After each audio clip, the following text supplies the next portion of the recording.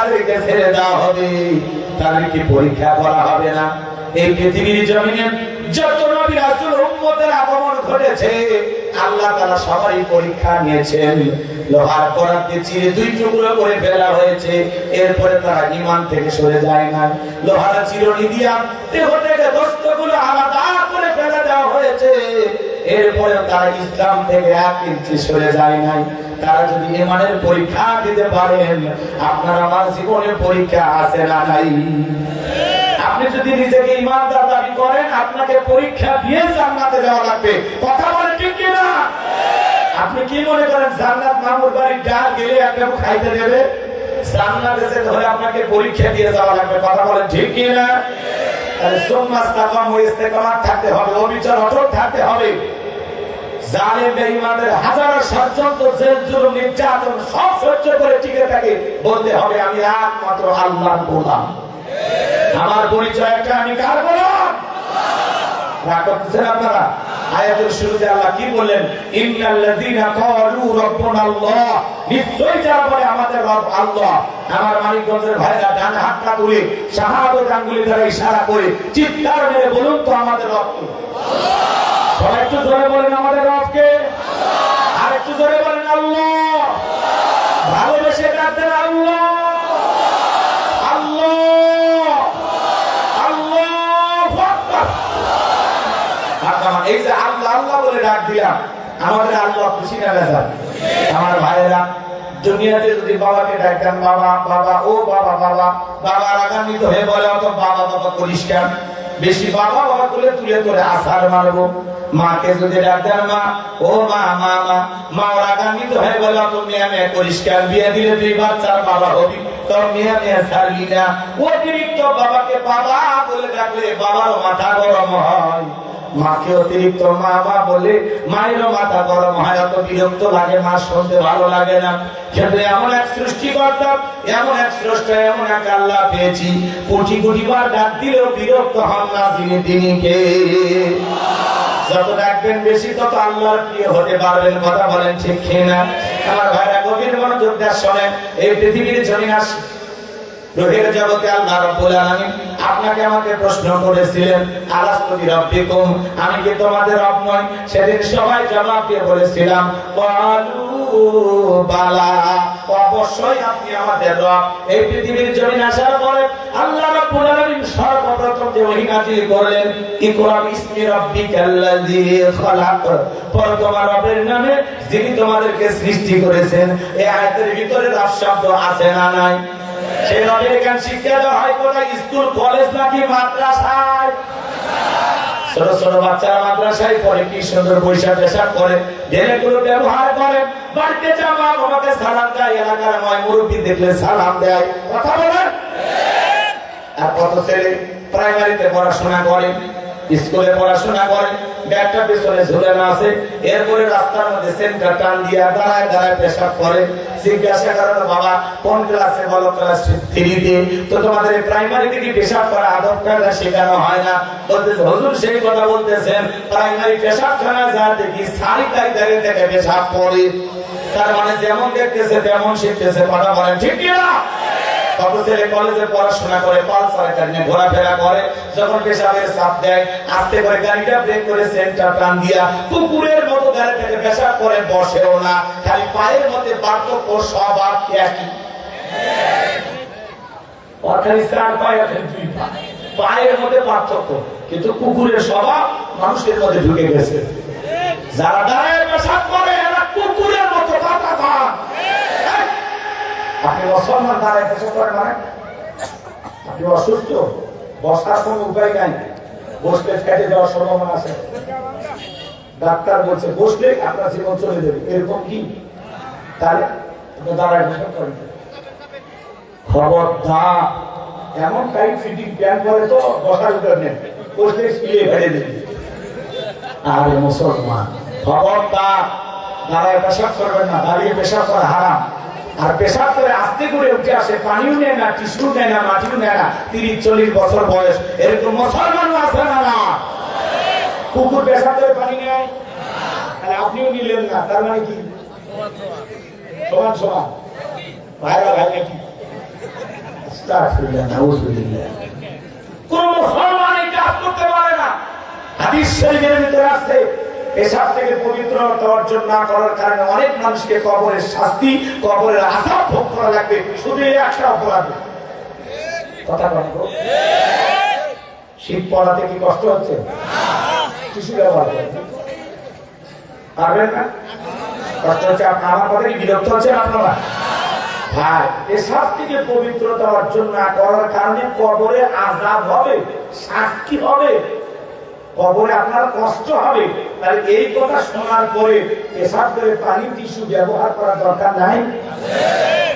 কি ভুলটা আমি করতেছি? হুজুর কয় কি? আপনি মুসলমান, অনেক যুবক আছে আবেগের ছেলে আমাদের কাছে আসে, হুজুর আমি আবার সেই ভক্ত, একটা সেলফি তুলি। আমরা এই সেলফি পরে সলাতে নামাজ পড়ি, বলছে হুজুর শরীর ঠিক নাই। তাহলে এই রোগ তো মহিলাদের হয়, পুরুষের আবার কবে শুরু হলো? বলছে হুজুর এই রোগ সেই রোগ না, পেশাব করে পানি নেয়নি। এরকম পোলাপান আছে না? আপনি 25 বছর 30 বছরের যুবক, আপনি কোন পেশাব করে পানি নেয়নি, আপনার এত লজ্জা করে না? মুসলমানের ঘরে জন্ম আর আপনি পেশাব করে পানি নেন, কি কথা শুনেলেন? আল্লাহ আমাদের হেদায়েত দান করুন। এই জন্য বাজান ছোটবেলায় বাচ্চাদেরকে মাদ্রাসা করাতে হবে। এই যে নুরানি মাদ্রাসায় বাচ্চাদেরকে পড়াইয়া 2-4 বছর পড়ান, এরপরে ডাক্তার ইঞ্জিনিয়ার যা খুশি বানান, অন্তত এই 2-4 বছরে কোরআন পড়ে মুখস্থ করবে, আদব কায়দা শিখবে, নামাজের ওঠা বসা শিখবে। সন্তানটা প্রথমেই কোরআন হাদিসের জ্ঞান দিয়ে অন্তরটা আলোকিত হবে। কথা বলেন ঠিক কি না? তাহলে ছোটবেলায় বাচ্চাদেরকে মাদ্রাসায় পড়ানোর দরকার আছে না? সন্তানকে যদি আদবওয়ালা, আখলাকওয়ালা, চরিত্রবান, নামাজি, নেককার, দিনদার হিসেবে গড়ে তুলতে চান, মাদ্রাসায় পড়ানো ছাড়া বিকল্প কোন রাস্তা খোলা। শেষ বয়সে যদি বৃদ্ধাশ্রমে না যেতে চান, শেষ বয়সে যদি বউয়ের আর ছেলের দুধদানি না খেতে চান, তাহলে মাদ্রাসায় পড়ান। কারণ কোন হাফেজ আলেম তার মা বাবাকে পিটায় না, পৃথক করে দেয় না, মা বাবাকে আলাদা করে না। কথা বলে ঠিক কিনা? সরকারকে মাদ্রাসা দেবেন ইনশাআল্লাহ। এই ছোট্ট মাদ্রাসা আমি দেখলাম, অবাক হয়ে গেলাম। 300 জনের মতো বাচ্চা কাচ্চা এখানে পড়াশোনা করে। একটা পুরো জেলার মধ্যে এতগুলো বাচ্চা ভালো রেজাল্ট করেছে, এটা একটা গর্বের বিষয়। এই সিপিএর মধ্যে একটা মাদ্রাসা, সিপিএর চিন্তা করা যায় সেখানে হুজুররা কতটা মেহনত করছে। আপনারা সুনজর দিবেন, ভালোবাসার নজরে তাকাবেন। আলহামদুলিল্লাহ কোন পারবেন তো ইনশাআল্লাহ। আল্লাহ মাদ্রাসাকে কাল কিয়ামত পর্যন্ত কবুল করেন। চিল্লায় কোন আমিন। আমার ভাইরা লম্বা আমি করব না বাজান।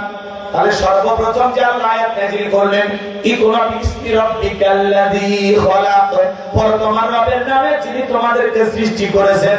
এই আয়াতের ভিতরে রব শব্দ আছে না নাই? পবিত্র কোরআনুল কারীমের 1 নাম্বার সূরা সূরাতুল ফাতিহা 1 নাম্বার আয়াত। জবান করে সবাই বলুন আলহামদুলিল্লাহি রাব্বিল আলামিন। সমস্ত প্রশংসা, যাবতীয় প্রশংসার একমাত্র মালিক তিনি, সৃষ্টি করে রব আমাদের প্রতিপালক আল্লাহ যিনি। এই আয়াতের ভিতরে রব শব্দ আছে না নাই? আপনি যখন এবারে রুকুতে চলে গেলাম, কি তাসবিহ পাঠ করলাম? সুবহান রাব্বিয়াল আযীম, সুবহান রাব্বিয়াল আযীম। রব শব্দ আছে না না? রুকুতে দাঁড়ানোর সময় কি বললেন?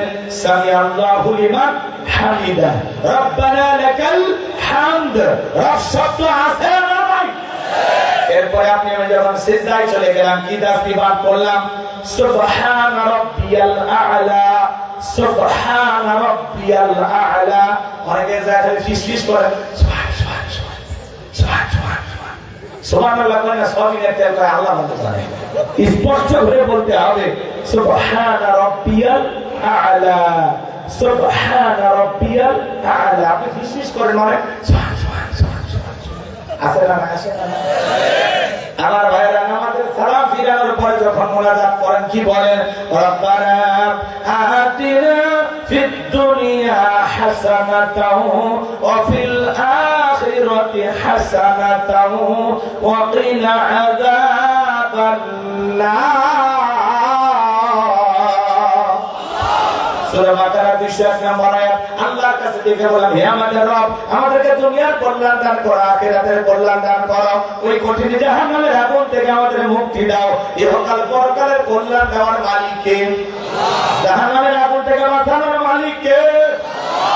তোমার ভাইয়েরা, পবিত্র কোরআনুল কারীমের সর্বশেষ যে সূরা, সূরাটির নাম হলো নাস, তার 1 নম্বর আয়াত, কুল আউযু বিরাব্বিন নাস। এর ভিতরে রব শব্দ আছে না নাই? জীবনের পরতে পরতে সব জায়গায় রব। আপনি আমি যেদিন মারা যাব, মসজিদের মাইকে যেদিন এলান জারি হবে, এই গ্রামের অমুক ব্যক্তি বেঁচে নাই, ইন্না লিল্লাহি ওয়া ইন্না ইলাইহি রাজিউন।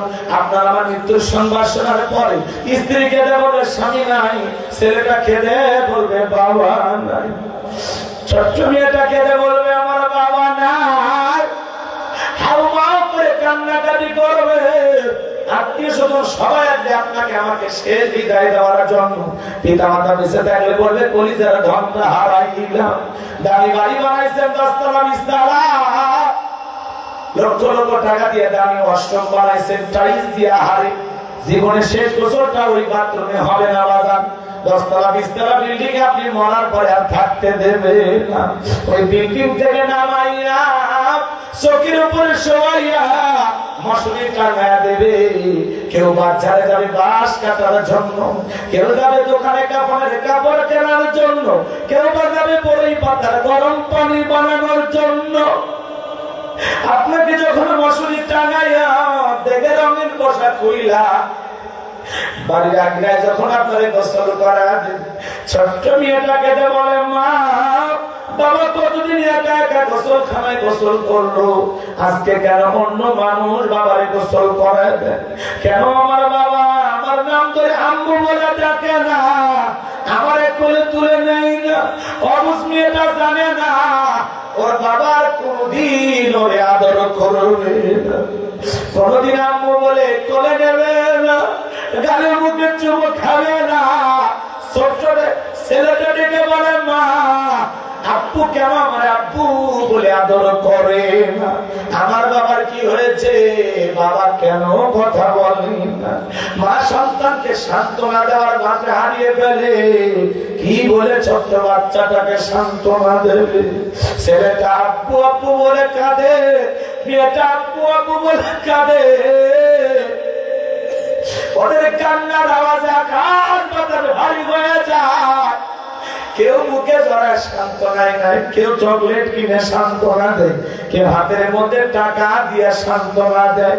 কিন্তু ছোট্ট বাচ্চা বাবা ছাড়া দুনিয়ার কারো আদরে আর খুশি হতে পারে না। আমার ভাইয়েরা, যে কথা বলতে চাচ্ছিলাম দাদা, ওই বড়ই পাতার গরম পানিতে গোসল করাইয়া আতর সুরমা দিয়া সাদা কাপড়ে চকলেটের মতো মরাইয়া, এ যুবক তুমি মসজিদে না যাও, কিন্তু মসজিদের খাটিয়াটা একদিন তোমার দুয়ারে ঠিকই চলে আসবে।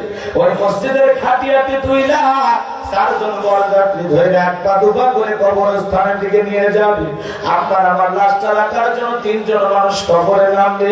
মনে হবে এরাই বুঝি সাথী, কিন্তু না না, এক একে সবাই কবর থেকে উঠে আসার পর বাঁশের বিছানা বিছায়া দিয়া চাদর তিনের কাগজ পেরে দিয়া, এরপরে যখন কবরে মাটি চাপা দিয়া দেবে, কবরটা ভরে যাবে ঘোর অন্ধকার।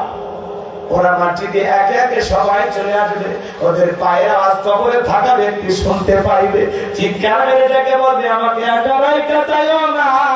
কবরে থাকা ব্যক্তির চিৎকার দুনিয়ার কেউ শুনতে পাবে না। আমার নবী বলেন, সে কবরে চলে গেল তার চাইতে অসহায় কেউ নাই। আমার নবী বলেন, ক্বালা ক্বালা রাসূলুল্লাহি সাল্লাল্লাহু আলাইহি ওয়াসাল্লাম, ইন্নামাল কুবুরু রাওদাতুম মিন রিয়াদিল জান্নাহ আও হুফরাতুম মিন হুফারিন নার, রাহু তিরমিজি। আমার নবী দেখে বলেন, যে ব্যক্তির আমল ভালো, মৃত্যুর সঙ্গে সঙ্গে আল্লাহ তাআলা তার কবরটাকে জান্নাতের বাগান বানিয়ে দিবেন, বলেন সুবহানাল্লাহ। আর যে ব্যক্তির আমল খারাপ, আও হুফরাতুম মিন হুফারিন নার, তার কবরটা হয়ে যাবে জাহান্নামের আগুনের গর্ত। একবারে যদি কারো কবর জাহান্নামের আগুনের গর্ত হয়ে যায়, তার কিন্তু বাঁচার কোনো উপায় নাই। আমার নবী এক জায়গায় বসা, জিবরাইল এসে বলে নবী এই মুহূর্তে একটা আওয়াজ হলে আপনি কি শুনতে পাইছেন? আমার নবী বলে হ্যাঁ শুনতে পাইলাম। নবীকে জিবরাইল বলে নবী আজ থেকে 70 বছর আগে আল্লাহ জাহান্নামের গর্তের মুখে একটা পাথর ছেড়ে দিয়েছে, এই মাত্র জাহান্নামের তলদেশে পাথরটা পৌঁছাইলো। চিন্তা করেন বাজান, একটা পাথর ছেড়ে দিলে 70 বছর যদি সময় লাগে নিচে পড়তে। আল্লাহ না করুক, আল্লাহ না করুক, আপনার আমার গুনাহের কারণে, অপরাধের কারণে আসমান জমিনের মালিক আল্লাহ বেজার হইয়া একবার যদি জাহান্নামের আগুনের গর্তে ফেলে দেয়, আপনার আমার বাঁচার কি তো উপায় নাই। ইন্নাহা সাআত মুস্তাকাররাও ওয়া মুকামা। আমার আল্লাহ বলে নিশ্চয়ই আবাস স্থল হিসেবে, বসতির জায়গা হিসেবে জাহান্নাম কতটা নিকৃষ্টতম একটা স্থান। জাহান্নাম সুখের জায়গা নয়, এটা হলো যন্ত্রণার কারখানা। 2-3 ঘন্টা জাহান্নামে কথা বলা যায় বাজার, সময় নাই। কষ্ট হচ্ছে আপনাদের?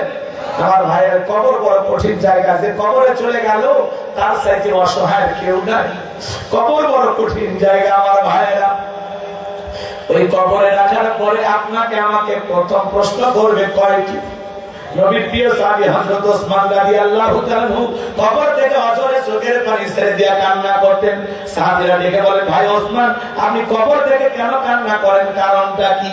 হযরত ওসমান ডেকে বলেন এই কবর হলো প্রত্যেকটা মানুষের প্রথম মঞ্জিল, প্রথম ঘাঁটি, প্রথম স্টেশন। এই কবরে 3টা প্রশ্ন করা হবে, যে সঠিক উত্তর দিতে পারবে তার মিজান ফুলসিরাতে কোনো টেনশন নাই। যে উত্তর দিতে পারবে না তার বাঁচার কিন্তু কোনো উপায় নাই, কারণ কবর জায়গা ভালো না। কথা বলেন, কবর কিন্তু জায়গা ভালো না। কষ্ট হচ্ছে আপনাদের? কবর বড় কঠিন জায়গা। সবাইকে যাওয়া লাগবে বাজার, এখন এই দমটা বন্ধ হয়ে গেলে সবাইকে যাওয়া লাগবে। কথা বলেন ঠিক কিনা? 6 দিন পরে নখ খসে যাবে, 9 দিন পরে চুল। কবর জাগির সামান নিতে কইরো না কেউ ভুল। কবর জায়গা ভালো নয়, কবর জায়গা ভালো নয়, কবর জায়গা ভালো নয়। আমল দিয়ে কবর গৃহ সাজিয়ে নিতে হয়। 17 দিনে পেট পেটে শেষ পোকার খাদ্য হবে। 7 দিন পরে বস্তা যাবে না, কঙ্কাল পরে রবে।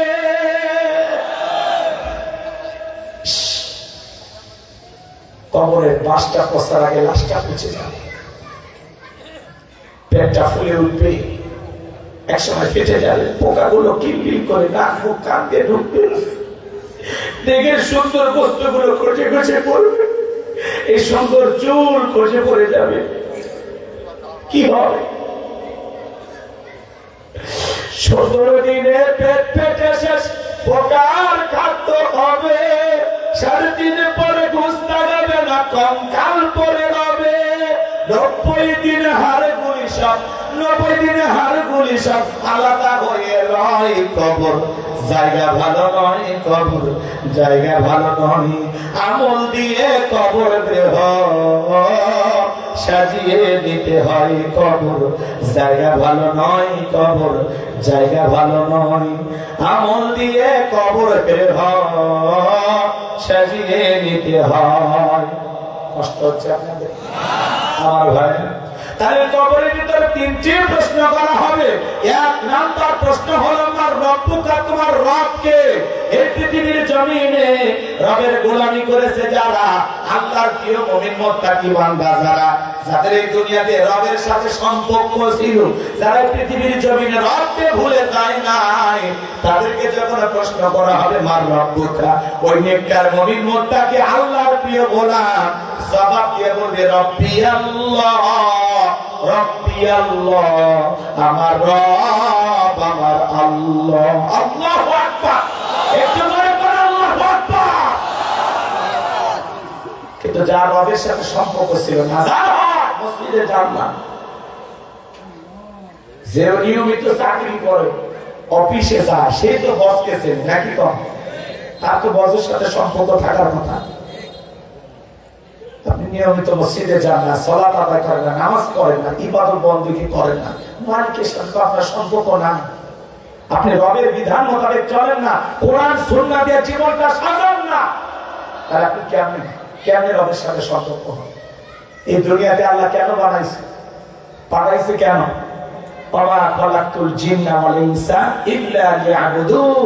আমি মানব জাতি আর জিন জাতিকে সৃষ্টি করেছি শুধুমাত্র কেবলমাত্র একমাত্র আমি আল্লাহর দাসত্ব আর গোলামি করার জন্য।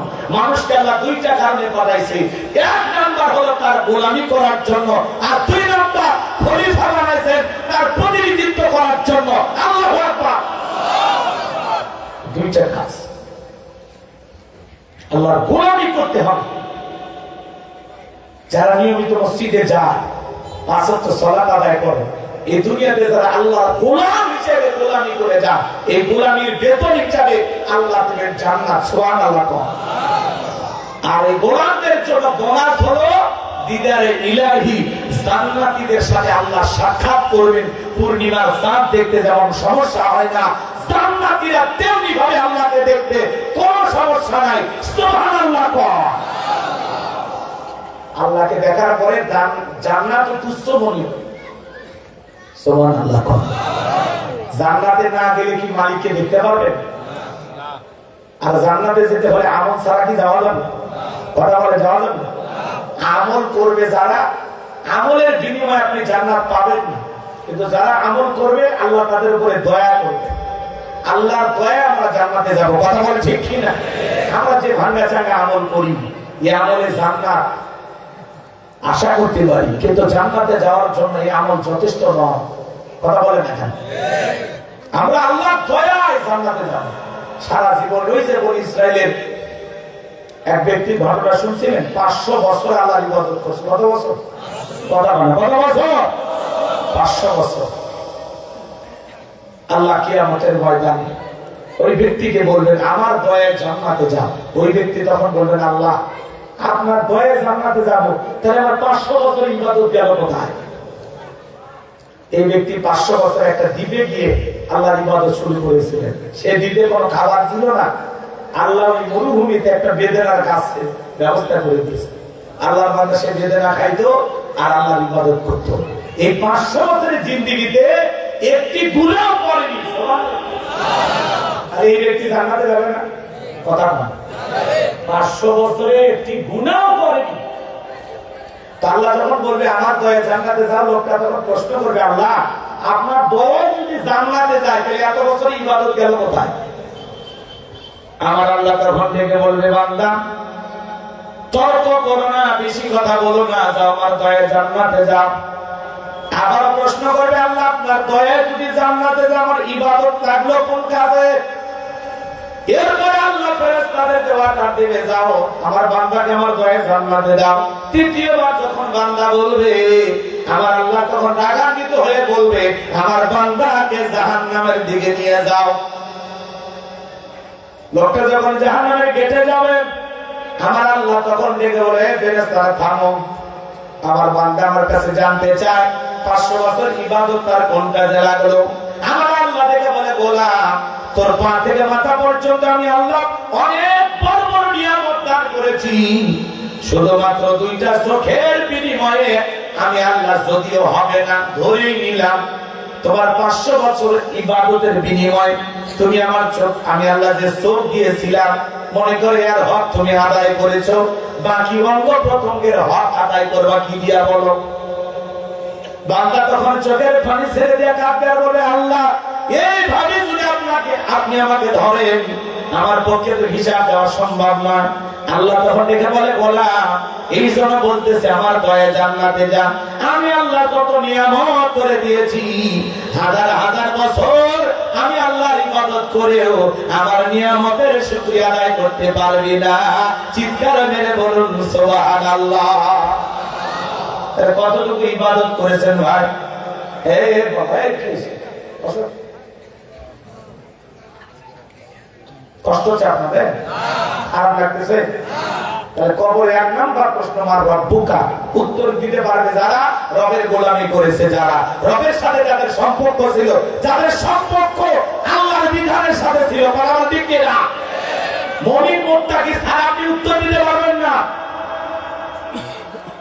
কিন্তু কিন্তু যারা দুনিয়াতে এসে রং তামাশা করেছে, যারা বলে খাও দাও ফুর্তি করো দুনিয়াটা মস্ত বড়, রং তামাশা নেমেছিল, যারা শয়তানের অসুস্থতায় পড়ে মিসগাইড হয়েছিল, ভুল পথে পরিচালিত হয়েছিল, যারা বলেছে খাও দাও ফুর্তি করো দুনিয়াটা মস্ত বড়, এই দুনিয়ার পাপের সাগরে যারা হাবুডুবু খাইতে খাইতে মারা গেছে, ওদেরকে যখন প্রশ্ন করা হবে মার রব্বুকা, তোমার রবকে, ওই গুনাহগার আল্লাহর অবাধ্য গোলামেরা জবাব দিতে পারবে না। এক করে ফেরেশতাদের দিকে তাকিয়ে থাকে, জবাব দিতে পারবে না, লা জবাব, কোন জবাব নেই, মুখে কথাই বলতে পারবে না। আশ্চর্য বিষয়, এমন এক পরীক্ষা বা নিবেন যার প্রশ্ন ফাঁস করে দিয়েছে, বান্দা পারলে উত্তরটা ঠিক করে আনে। কি মুখস্থ উত্তর না গোলামির মাধ্যমে? কথা বলে না কেন? কার ওই জবাবের প্রশ্নও জানা আছে, উত্তর জানা আছে আপনাদের, কিন্তু কি বলেন আমল ছাড়া এই উত্তরের কোনো দাম আছে? আপনি যদি সারা জীবন এই প্রশ্নের উত্তর নাও জানেন, যদি ঠিকঠাক ভাবে আমল করে যান, কি বলেন, যখন ফেরেশতারা জিজ্ঞাসা করে তখন উত্তর দিতে পারবেন কিনা? আপনার মাথার মেমোরি থেকে আল্লাহ অটোমেটিক ভাবে উত্তর বের করে দিবেন। কথা বলে ঠিক কিনা? তাহলে বলেন আল্লাহর গোলামি করে কবরে যাইতে রাজি আছেন তো ইনশাআল্লাহ? কারা কারা একটু হাত তুলে দেখান তো বাধা। লিল্লাহি তাকবীর। আল্লাহ আমাদের সবাইকে নেক আমলের জিন্দেগি করার তৌফিক দান করেন। ছেলে এখন আমিন, আর একটু ধরে বলেন আমিন। হাত নামান। যুবক, গুনাহ করা যাবে না, আল্লাহর অবাধ্য হওয়া যাবে না। এই দুনিয়ার রং তামাশা করা জায়গা না, এই দুনিয়াতে কেউ থাকবে না, সবাইকে যাওয়া লাগবে। এই দুনিয়া থাকার জায়গা না, কেউ নাই দুনিয়ায়। দাদা ছিল নাই, বাবা ছিল না, আমিও থাকবো না, আমার সন্তানও থাকবে না, আমার স্ত্রীর গর্ভের বাচ্চাও একদিন থাকবে না। কথা বলে ঠিক কিনা? এই দুনিয়া থাকার জায়গা না, এই দুনিয়া কাউরে থাকতে দেবে না। এখনই নিঃশ্বাসটা বন্ধ হলে সবাই মিলে কবরে ফেলায় আসবে, কেউ আর কোনদিন খবর নিতে যাবে না। কথা বলে ঠিক কিনা? রাগ করতেছেন আপনারা? কারোর জন্য দুনিয়াতে কোনো কিছু ঠেকেও থাকবে না। আপনার পরিবার আপনাকে ছাড়াই চলতে পারবে। কথা বলেন না কেন? রাগ করতেছেন আপনারা? আমার কথা বিরক্ত হয়েছেন? তাহলে নিয়ে আমল করবেন তো ইনশাআল্লাহ। তাহলে কবরে এক নাম্বার প্রশ্ন, আমার রব্বুকা, তোমার রবকে। রুহের জগতে রব, জীবনের পরতে পরতে সব জায়গায় রব। কবরে ঢোকা মাত্রই সেই রব সম্পর্কে আপনাকে প্রশ্ন করা হবে। বলেন সেই রবের গোলামি করবো তো ইনশাআল্লাহ? তাহলে আয়াতের শুরুতে আল্লাহ কি বলেন?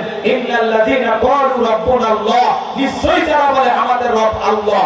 আমাদের রব কে? জোরে বলেন আমাদের রব কে? কিন্তু এই পৃথিবীর জমিনে আল্লাহ যদি মানুষকে জিরো থেকে হিরো বানায়, সাওয়ালা থেকে প্রধানমন্ত্রী বানায়, কি বলেন? ওই মানুষগুলো তখন ক্ষমতার চেয়ারে বসে আল্লাহকে ভুলে যায়। কথা বলেন? নিঃস্ব অসহায় কেউ নাই দুনিয়ায়, আল্লাহ সেখান থেকে প্রধানমন্ত্রী বানায়, আর ক্ষমতার চেয়ারে বসে দারিদ্রকে আল্লাহ ওনাদেরকে হত্যা করে, জেল জুলুমের ভিতরে বন্দী করে। কথা বল না কেন আপনারা? কেউ নাই, পুরো বংশ নাই করে দিছে আল্লাহ, সেখান থেকে দেশে প্রধানমন্ত্রী বানাইছে। লাভটা কি হয়েছে? তাই দাঁড়িয়েওয়ালা টুপিওয়ালাদেরকে জঙ্গি বানাইছে পুরো পৃথিবীর সামনে, অথচ এই দেশে কোনো জঙ্গি নাই। কথা বল না কেন? সব নাটক বের করতো, নাটক। রাগ করতেছেন? এক বছরের মধ্যে কোন জঙ্গি দেখছেন? এত জঙ্গি গেল করি, ও হারামে পাথরের তলে ঢুকছে, হাতে নিয়ে গেছে। আসলে এই দেশে জঙ্গি নাই, মজা নিলে নাটক, নাটক। আফগানিস্তান, আফগানিস্তান, পাকিস্তান, বিশ্বের অনেক দেশে শোনেন না মসজিদে বোমা হওয়া হয়, নানান ঘটনা ঘটে। আমাদের দেশে কখনো এগুলো শুনছেন? শুনছেন? এত জঙ্গি থাকলে তাহলে এগুলো হয় না। তার মানে বোঝা যায় দেশে আসলে কোনো জঙ্গি নাই। জঙ্গিরা খুব খারাপ। মনে রাখবেন, ইসলামের সাথে জঙ্গিবাদের কোনো সম্পর্ক নাই। কথা বলেন না কেন? মুসলমানের সাথে ইসলামের সাথে জঙ্গিবাদের কোনো সম্পর্ক। যারা জঙ্গিবাদের মতো ইসলাম কায়েম করতে চায়, ওদের অবস্থাটা কি জানেন? আমি উদাহরণ দিয়ে বলবো এক লাইন। না, এক শাশুড়ির মাথায় ঘা, জামাই শাশুড়িকে খুব ভালোবাসে, জান পরাণ দিয়ে ভালোবাসে, নিজের মায়ের চাইতেও বেশি। এরকম বোকা টাইপের ছেলে আছে না? নিজের মার চাইতে শাশুড়িকে ভালোবাসে, কত বড় বিয়াক্কেল। তো শাশুড়ির মাথায় ঘা, ডাক্তারের কাছে নিয়ে গেছে, নিজে নিয়ে গেছে। ডাক্তার সাহেব দেখেন আমার মায়ের অবস্থা খারাপ, কি হয়েছে বলেন? ডাক্তার কিছু মেডিসিন দেওয়ার পরে বলতেছে, বাবা একটু মলম লাগাই দিবা, কপালে কি লাগাই দিবা, আর দেখবা মাছি যেন না পড়ে। ছেলে দেখবা বাড়িতে নিয়ে এসে শাশুড়ি চেয়ারে বসাইয়া নিজের হাতে বলে আম্মা আপনার কষ্ট করতে হবে, আমি মলম লাগাই দিচ্ছি। নিজের হাতে মলম লাগিয়ে দিচ্ছি। এরপরে বসে আসে, মাসি আসে, লোক তাড়াই দেয়, পাকা দিয়ে তাড়াই দেয়, তাড়াইতে তাড়াইতে বারবার মাসি করতেছে। ছেলে মানুষ ধৈর্য কম, বোঝেন না? চিন্তা করে এই মাসির সাথে পারবো না, এটা কথা হইল। আমার শাশুড়ির কপালে এসে পড়ে, বারবার মাসি ডিস্টার্ব করতেছে। দাঁড়া মাসি, তোর একদিন আমার যে কয়দিন থাকে এই কথা বলে একটা লোহার রড নিয়ে আসছে। উদ্দেশ্য কিন্তু ভালো করে বুঝবেন, মাসি মারা, শাশুড়িকে মারা না। এইবার যে শাশুড়ির কপালে মাসি পড়ছে, ওই লোহার রড দিয়ে মারতে পারি, মাসি নিরাপদে চলে গেছে, শাশুড়ি নামক মাসি দুনিয়া থেকে বিদায় হয়ে গেছে। জামাইয়ের উদ্দেশ্য ছিল মাসি মারা, শাশুড়িকে মারা না। তো জঙ্গিবাদের মাধ্যমে যারা ইসলাম কায়েম করতে চায়, ওদের নিয়ম ভালো যে আমরা পৃথিবীতে ইসলাম কায়েম করবো, কিন্তু ওরা যে পদ্ধতিতে ইসলাম কায়েম করতে চায়, এই পদ্ধতি, এই তরিকা, এই রাস্তা, এটা ভুল। কথা বলে ঠিক না? সন্ত্রাসের মাধ্যমে, জঙ্গিবাদের মাধ্যমে, বোমা বিস্ফোরণের মাধ্যমে ইসলাম কায়েম করা যায় না।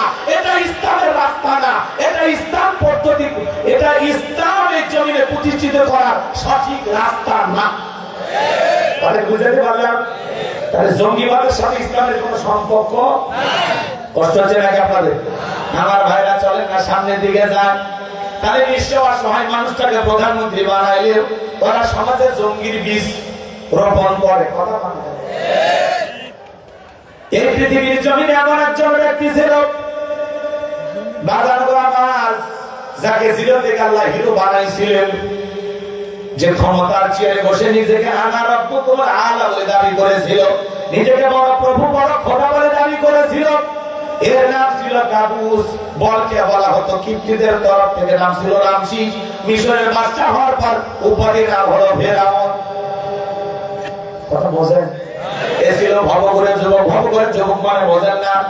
যারা ইয়াবা ফেন্সিডিল গাঁজা মদ খায়, গাছল ধাক্কা মারে, ভাই ভাইজান সাইদ দেন, বউ যদি দরজা খোলো মুখের বাপ তুমি ঢোলকা, কই মাটি বুঝবো না, আজ বেশি পরিমাণে মাল খাসি, এরকম নেশাখোর আছে না? না ছোলে হলে ঘরের দরজা বন্ধ করে করে ইজ্জাবা ইজ্জাবা ইজ্জাবা। মা বলে চিন্তা করে, বাবা এটা কিসের ট্যাবলেট, জ্বর সর্দি গলা ব্যথা, তাই কিচ্ছু বোঝার দরকার নেই, টাকা দে নইলে তোর মাথা ভাড়াবো। কথা বল ঢেকে না? এরকম আছে না? জয় বলেন, আছে না? না যারা নেশার রোপণ করো, এ মানিকগঞ্জের যুবকেরা, আমার বিশ্বাস এলাকার ছেলেরা কেউ এগুলো খায় না।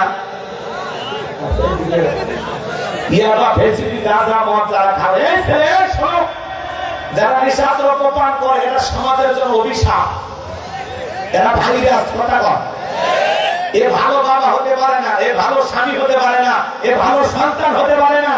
যারা নিশাদ রোপণ করে সমাজের চোখে তারা হলো টোকাই টোকাই টোকাই। ফালতু জিনিস খায়, এই নিজের টাকা দিলে কেউ খায়। খবরদার, যে মুখে মা সেই মুখে মাদক তুলবো না। যারা পৃথিবীর জমিনে শরাব পান করবে, মদ পান করবে, তাদের জন্য জান্নাত হারাম। এই নিজের টাকা দিয়া এই আজে বাজে জিনিস কিনে খাওয়া, ইয়াবা ফেন্সিডিল গাঁজা মদ হিরোইন কোনো কিছু কিনে খাওয়া যাবে না। বুকের পাটা থাকলে হাত তুলে বলে, হুজুর জীবনে কোনোদিন মদ গাঁজা ইয়াবা ফেন্সিডিলকে স্পর্শ করবো না। হাত তুলে ওয়াদা দাও, কোন কোন যুবক নেশা দ্রব্য পান করবে না। আল্লাহ যুবকের হেদায়েত দান করেন। চিল্লা আমিন। আরেকটু জোরে বলেন আমিন। যেই মুখে মা সেই মুখে মাদক তোলা যাবে। আসুন আমরা মাদক মুক্ত সমাজ করি, মাদক মুক্ত সমাজ করি। যুব সমাজকে এই মাদক নামের ভয়াবহ নেশা থেকে দূরে ঠেলে দিতে হবে। আল্লাহ যুব সমাজকে মাদক থেকে আসা তৌফিক দান করেন। যারা নেশা দ্রব্য পান করে, নেশা দ্রব্য পান করে মাথা ঠিক থাকে না। কয়েকদিন আগে বললে ৮,০০০ টাকা এক নেশাখোর, ৮,০০০ টাকা কেন্দ্র করে এক মানুষের বেড়ে হয়ে গেছে। চিন্তা করছেন? যারা নেশা দ্রব্য পান করে মাথা ঠিক থাকে না। ঢাকার ঘটনা ভুলে গেছেন আপনারা?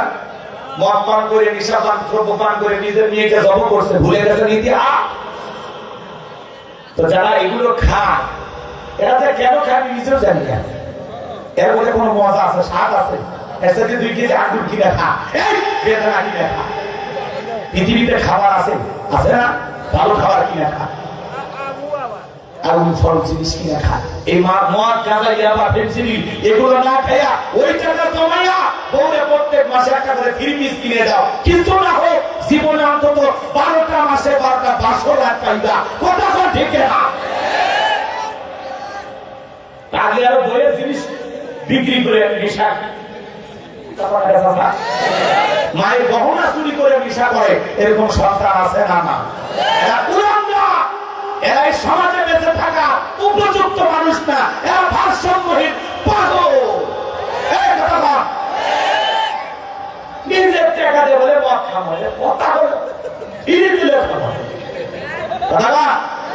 আরে যারা বিড়ি সিগারেট খায় আপনি খুব ভালো, প্যাকেটে লেখা আছে ধূমপান স্বাস্থ্যের জন্য ক্ষতিকর, ধূমপান মৃত্যু ঘটায়, ধূমপান স্ট্রোকের কারণ। কথা কম প্যাকেটে বদনাম লেখা আছে, তাও কিনে খায়। কথা কম, কথা কম আছে না? হ্যাঁ, আল্লাহ আস্তে ফিরে আসে। যারা বিড়ি সিগারেট খায় দেখবেন মুখটা কি সুন্দর বর্ষাবান, মুখটা কালো হয়, মাটিতে তোয়ালা ফেল। কথা কম, যারা বিড়ি সিগারেট খায় দেখবেন চাদর করে ঢাকার ছেড়ে পড়ে খায়, ওটা আগুন দিয়ে পুড়ে পুড়ে খরিচালা আছে। আর যদি চাদরের অবস্থা খরিচালা হয় আর ভিতর হবে আটা চালা, কথা বল ঠিক না? আমার এক শালি আছে, হুজুর ভাই কার সাথে বিয়ে দিলেন? কে? 2 প্যাকেট করে না, বিয়ে খেয়াল দিতেছে, তোর পরিবারের লোকজন দিচ্ছে, আমার দাওয়া দিচ্ছে, খাস দুলা ভাই সেই কথা করি না। ওই যখন কাছে আসে তখন মুখের ওপর না দিয়ে থাকি, বাকি জায়গায় যা হয় হোক, এতই তোর বন্ধ কথা বল না। তাহলে ইয়াবা ফেন্সিডিল গাঁজা মদ যারা খাও, বিড়ি সিগারেট যারা খাও, আর তো বইয়ের কাছে যাওয়ার আগে ব্রাশ কর, ব্রাশ কর। কি বন্ধ এই প্রস্তুতি রাস্তায় দিয়ে গেলাম, একজনের সমস্যা করতে ভিড়ের মধ্যে কি আর পাইনি, পরে নাক শুনতে আমার জাতি সেই গন্ধ। আমি ড্রাইভার করছি, দেখো কি অবস্থা ভাই, কম খেলে আমি খাইছি, মুসাফা করলো, এই বলে তুমি কাল্লার খাইছে, আর দেখ অবস্থাটা। হ্যাঁ, যারা নিশা দ্রব্য পান করে হাতের সাথে মুসাফা করে, ওটা হাত না ধোয়া পর্যন্ত ওই হাত আর নাকে দেওয়া যায় না। কথা আমার ঠিক খেয়ে না? এই জন্য যুবক, এটা একটা মানসিক নির্যাতন করা হয় স্ত্রীকে। সিগারেট গন্ধ অনেক মহিলা সহ্য করতে পারে না, কারণ ওরা ডিজিটাল, যারা টিকটক আর ভিডিও টিকটক ভিডিও বানায় পরে রাগ করতেছে না তারা, এরা বাড়িতে বিড়ি খোর যারা এদেরকে পছন্দ করে, ওই মহিলা নিজেও খায়, স্বামী স্ত্রী 2 জন মিলে বাসর করে বিড়ি টানে। আছে না? আল্লাহ হেদায়েত দান করুক। জোরে করে আমিন। আমার ভাইয়েরা, এই ফিরাউন ছিল ভবঘুরে যুবক, এলাকায় কোনো কাজকর্ম পাইল না, বাল্যকালের মধ্যে হামানকে মিশরে চলে গেল। মিশরে যাওয়ার পরে সর্বপ্রথম হলো তরমুজের ক্ষেতের লেবার, এরপরে মিশরের সরকারি কোনো স্থানে দাঁড়ানো লাগবে, ইন্টারভিউ চলতেছে, হাজার হাজার মানুষ লাইনের মধ্যে দাঁড়ায় গেছে, ওই কাবুল নামে ফিরাউনও দাঁড়ায় গেছে। এইবার এক এক ইন্টারভিউ দিতেছে, ফিরাউনের পালা। একেবারে বাদশা বিদেশ থেকে আপনার দেশে এসেছি বুক করা আশা নিয়ে, দয়া করে যদি চাকরিটা দেন সারাক্ষণ আমি কৃতজ্ঞ থাকবো। আর আমি যতটুকু জেনেছি এই মিশরের জমিনে আপনার সাথে ভালো মানুষ আর কেউ নাই। এই কথা শোনার পরে বাদশার মায়া লাগে গেল। কথা আছে দুষ্ট লোকের মিষ্টি কথা, এমন ভাবে কথাগুলো উপস্থাপন করেছেন, বাদশার মায়া লেগে গেছে। দেখে বলে ঠিক আছে, চাকরি তোমারই দেওয়া হলো। এইবার মিশরের সরকারের কোনো স্থানে দাঁড়ানো হওয়ার পরে ফিরআউন চিন্তা করে, বাদশা প্রতি মাসে বেতন দিবে ঠিক আছে, কিন্তু এই বেতন দিয়ে তো আমার চলবে না, আমার আলাদা সাইড ইনকাম করা দরকার। এবার লাখ যারা দাফন করতে আসে ওদেরকে ডেকে বলে, শোনো, লাশ প্রতি আমার 1 টাকা করে দিরহাম দিতে হবে, না হলে লাশ দাফন করতে দেব না।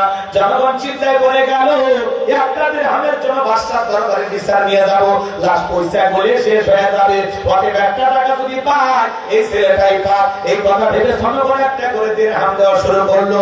1 টাকা হইলেও এইটার নামও কি ঘুষ। কথা বলে বাংলাদেশে কিন্তু বড় ঘুষ নেই, আছে আছে। এই দেশটার গল্প করি, এ দেশটা মনে হয় স্বপ্ন পুরি, শুধু কর ঘুষ কর মদ কর জুয়া কর, এটাই আছে ভুরি ভুরি, এটাই আছে ভুরি ভুরি। এ দেশে অসৎ কামাই কেউ করে না, তবে ঘুষের টাকা পেলে কেউ তো ছাড়ে না। টেবিলের নিজ দিয়ে হাত বাড়িয়ে কালো টাকাটা নেই সারিয়ে করছে ওরা বড় দেশের চুরি করেছে ওরা বড় দেশের চুরি শোনো এই দেশটারে গল্প করি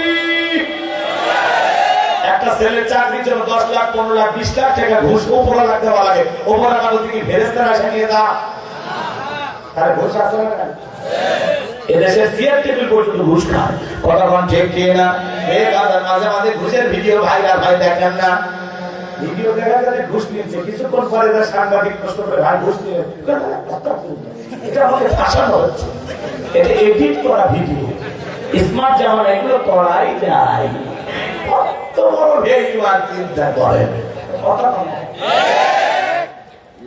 কি করে এডিট করা ভিডিও এআই এর মানুষরা আল্লাহ হেদায়েত দান করুন এটা জোরে কোন আমিন আমার ভাইয়েরা কষ্ট মনের মধ্যে নেবেন না চলেন না সামনের দিকে যায় এইবার জনগণ একটা করে দিয়ে আমরা শুরু করলো আল্লাহর খেলা বোঝা বড় ভাই ওই জামানার একটা মহামারী দিল নাম হলো ডায়রিয়া কলেরা হাজার হাজার মানুষ মারা যায় আর গোরস্থানে লাশ দাফন হয় আমাদেরকে আল্লাহ 2020 সালে দিয়েছিল করোনা ছিল না নাম হলো করোনা বাবার করোনা হয়েছে মরে গেছে ছেলে লাশটা দেখতেও যায়নি বাবার কবরে মাটিও দেয়নি বাবার সম্পত্তি ভালো লাগে বাবার লাশটাকে বোঝা মনে হয় কথা বলে বন্ধুর করোনা সারা বন্ধু দেখতেও যায়নি স্বামীর করোনা হয়েছে স্ত্রীর কাছেই চায়নি খাবার খাবার প্লেটে সাজাইয়া লম্বা একটা বাঁশের লাঠিতে আস্তে করে ঠেলা দিয়ে ঘরের ভিতরে খাবার ঢুকে দিয়েছে কথা বলে ঠিক এরপর স্বামী যখন সুস্থ হয়েছে ডেকে বলে জোসনার বাপ তাহাজ্জুদ করে করে দোয়া করতাম আল্লাহ আমার জোসনার বাপকে তুমি ভালো করে দাও এই কথাগুলো বলতেছে আর স্বামীর মুখটা আসলকে মুছে দিতেছে স্বামী তখন বলে রে আমি যখন অসুস্থ ছিলাম আমার যে কত ভালোবাসিস তার প্রমাণ আমি পাইছি আমি ভেবেছিলাম এই বুঝি সারা করে দুইটা কথা বলবি এই বুঝি দরজার ফাঁক দিয়ে যা একটু কথা বলবি আমার সাথে রুচি কথা বলবি কিন্তু না না মোবাইলে ছবি দেখে সারা দিন কাটায় দিলাম সারা রাত কাটায় দিলাম যতদিন অসুস্থ ছিলাম একটা বারের জন্য আমার কাছে গেলি না আমারে যদি কত ভালোবাসিস তার প্রমাণ আমি পাইছি আমি যখন অসুস্থ ছিলাম আমারে তুই ভাত দিয়া খাওয়াইছিস কথা বল ঠিক না এই করোনা মহামারী বুঝে দিয়েছে দুনিয়াতে কেউ কারো আপন না ভাইয়ের করোনার তারা ভাই দেখতেও যায়নি কোন বাড়িতে করোনা হলে ওই ঘাট দিয়ে হেঁটে গেছে মানে চিন্তা করছিস ছুটি বকা শেষে লাগে না হাই রে কঠিন সওয়াল মসজিদ পর্যন্ত যাওয়া যায়নি তাও একটি ফাঁকা মাথা যারা নামাজ পড়ছে এরা তো পড়ছে আরে মরা তো একটি ভালোভাবে পড়ছে হ্যাঁ যমুনা গ্রুপের মালিক হ্যাঁ পুরো বাসা মেডিকেল বসাইছে তারপরে মরে গেছে করোনা যমুনা গ্রুপের মালিক চিন্তা করছে হাজার হাজার কোটি টাকার মালিক পুরো বাড়ি করোনার সময় হাসপাতাল বানাইছে তারপরে আজরাইল এসে বলে আসসালামু আলাইকুম চলেন চলেন আপনি যেখানে থাকেন মৃত্যুটা যখন আসবে না চলে যেতে হবে এই যে বক্তা ওয়াজ করবে যা ভুলে যাচ্ছে কি দেখেনি ভাই ওয়াজ করতে করতে পরিছে আর মরিছে এই তো জীবন এই যে বসে আছেন বাড়ি পর্যন্ত যেতে পারবেন গ্যারান্টি আছে হঠাৎ করে চলে যান গভীর মনোযোগ দিয়ে কথাগুলো শুনে যান বাজান এইবার যে কথা বলতে যাচ্ছিলাম হাজার হাজার মানুষ মারা যায় আর ফিরআউনের পকেটে টাকা ওঠে টাকা পাইতে পাইতে এত টাকার মালিক হয়ে গেল টাকা রাখার কোনো জায়গা নাই বাদশার দরবারে চলে গেল বাদশাহ আমার কাছে কিছু টাকা পয়সা হয়ে গেছে এলাকায় যারা গরিব মানুষ খাজনা দিতে পারে না দুঃখী মানুষ খাইতে পারে না তাদের জন্য একটু জনসেবামূলক কাজ করতে চায় বাদশাহ দেখে বলে আমি তো ভালো উদ্যোগ টাকা পয়সা নিয়ে আসা পরের দিন ধরবে দেওয়ার খবর দেওয়া হলো হাজার হাজার মানুষ লাইনের মধ্যে দাঁড়ায় গেছে ওই গোরস্থানে দারোয়ান কাবুস নামের ফেরাউন সমস্ত মানুষের খাজনা পরিশোধ করে দিল দুঃখী মানুষকে টাকা দিয়ে সহযোগিতা করলো বলে তোমার টাকাগুলো ছিল কার জনগণের যে আমাদের গাইবান্ধার আঞ্চলিক ভাষা একটা কথা বলে মাছের তেল দিয়ে মাছ ভাজা টাকাগুলো সিস্টেমে জনগণের কাছ থেকে আমরা কৌশল করে দিয়ে আর পাইতেছে কথা কোন ঠিক কিনা সমস্ত জনগণ যায় আর বলে আরে রাজ্যের বাদশা যদি এই ব্যক্তি না হয় গোরস্থানের ছেলেটা হইতো না জানি আমাদের কপাল খুলে যেত। নির্বাচনের আগে একটু জনসেবামূলক কাজ করা দরকার আছে না নাই? আমার এলাকার নেতা কাঁচা রাস্তা ইট ফেলে দিচ্ছে, মানুষজন বলে বাবা এই মাটি রাস্তা ইট ফেলতেছো, ব্যাপার কি শোনেন? বৃষ্টি হলে আপনাদের ছেলেরা স্কুলে যাইতে পারে না, আপনারা হাটে বাজারে যাইতে পারেন না, মাঝে মাঝে আপনাদের কথা মনে হলে রাতে আমার ঘুম আসে না। আপাতত 2 গাড়ি একবারে দেখলাম, আর ভবিষ্যতে আমার মার্কায় সিগনালে যদি এলাকার নেতা বানিয়ে দিতে পারেন, আমার 1 নম্বর টার্গেট কাঁচা রাস্তা পাকা করে দেব। এই কথা বলে জনগণ বিশ্বাস করে যখন নেতার মার্কায় সিলমারিয়া নেতাকে নির্বাচিত করে, নেতা তখন এলাকায় থাকে না, ঢাকা শহরে বান্ধবী নিয়ে ঘুমায়। কথা কোন ঠিক কিনা? নির্বাচনের মার্কাছে কয়দিন নেতার আনা গোনা সে কয়দিন কথা কম। আর আমরা কম খারাপ নেতার টেকার বিরিয়ার 3 টাকা চা খা কি স্লোগান, বলতে হয় চরিত্র ফুলের মতো পবিত্র, নামাজ পড়া ভক্ত, গাঁজা খাই 5 ওয়াক্ত, মুক্তিতে বাধা ভক্ত, শয়তানের 1 নাম্বার ভক্ত, হুজুরদের জন্য খুবই শক্ত, সুচাকাই গরিবের রক্ত। পোস্টার লেখা আছে গরিবের বন্ধু, ভোট দিয়ে দেখেন গরিবের 9 নাম্বার শত্রু। নিচে লেখা আছে সেবা করার সুযোগ দিন। আমি তো দেখি লেখা আছে ধনী হওয়ার সুযোগ দিন। কথাটা রাখেন, কারণ নেতা নির্বাচনের আগে সাইকেল কেনার টাকা নেই, হুন্ডা কেনার টাকা নেই, সেই নেতা 5 বছরে 1000 কোটি টাকার মালিক হয়, দেশে বিদেশে বাড়ি বানায়, টাকা জিতবে এত টাকা পাই করি। রাস্তার বরাবর 5 কোটি, উপর থেকে নিচ পর্যন্ত 4 কোটি আগে ভাগাভাগি করা শেষ। কোন মতে 1 কোটি টাকা দিয়ে রাস্তা খালি আল কাপড়া দিয়ে পাথর গুলে কালো করে ফিরে যায়, সাগর পেশাব করেও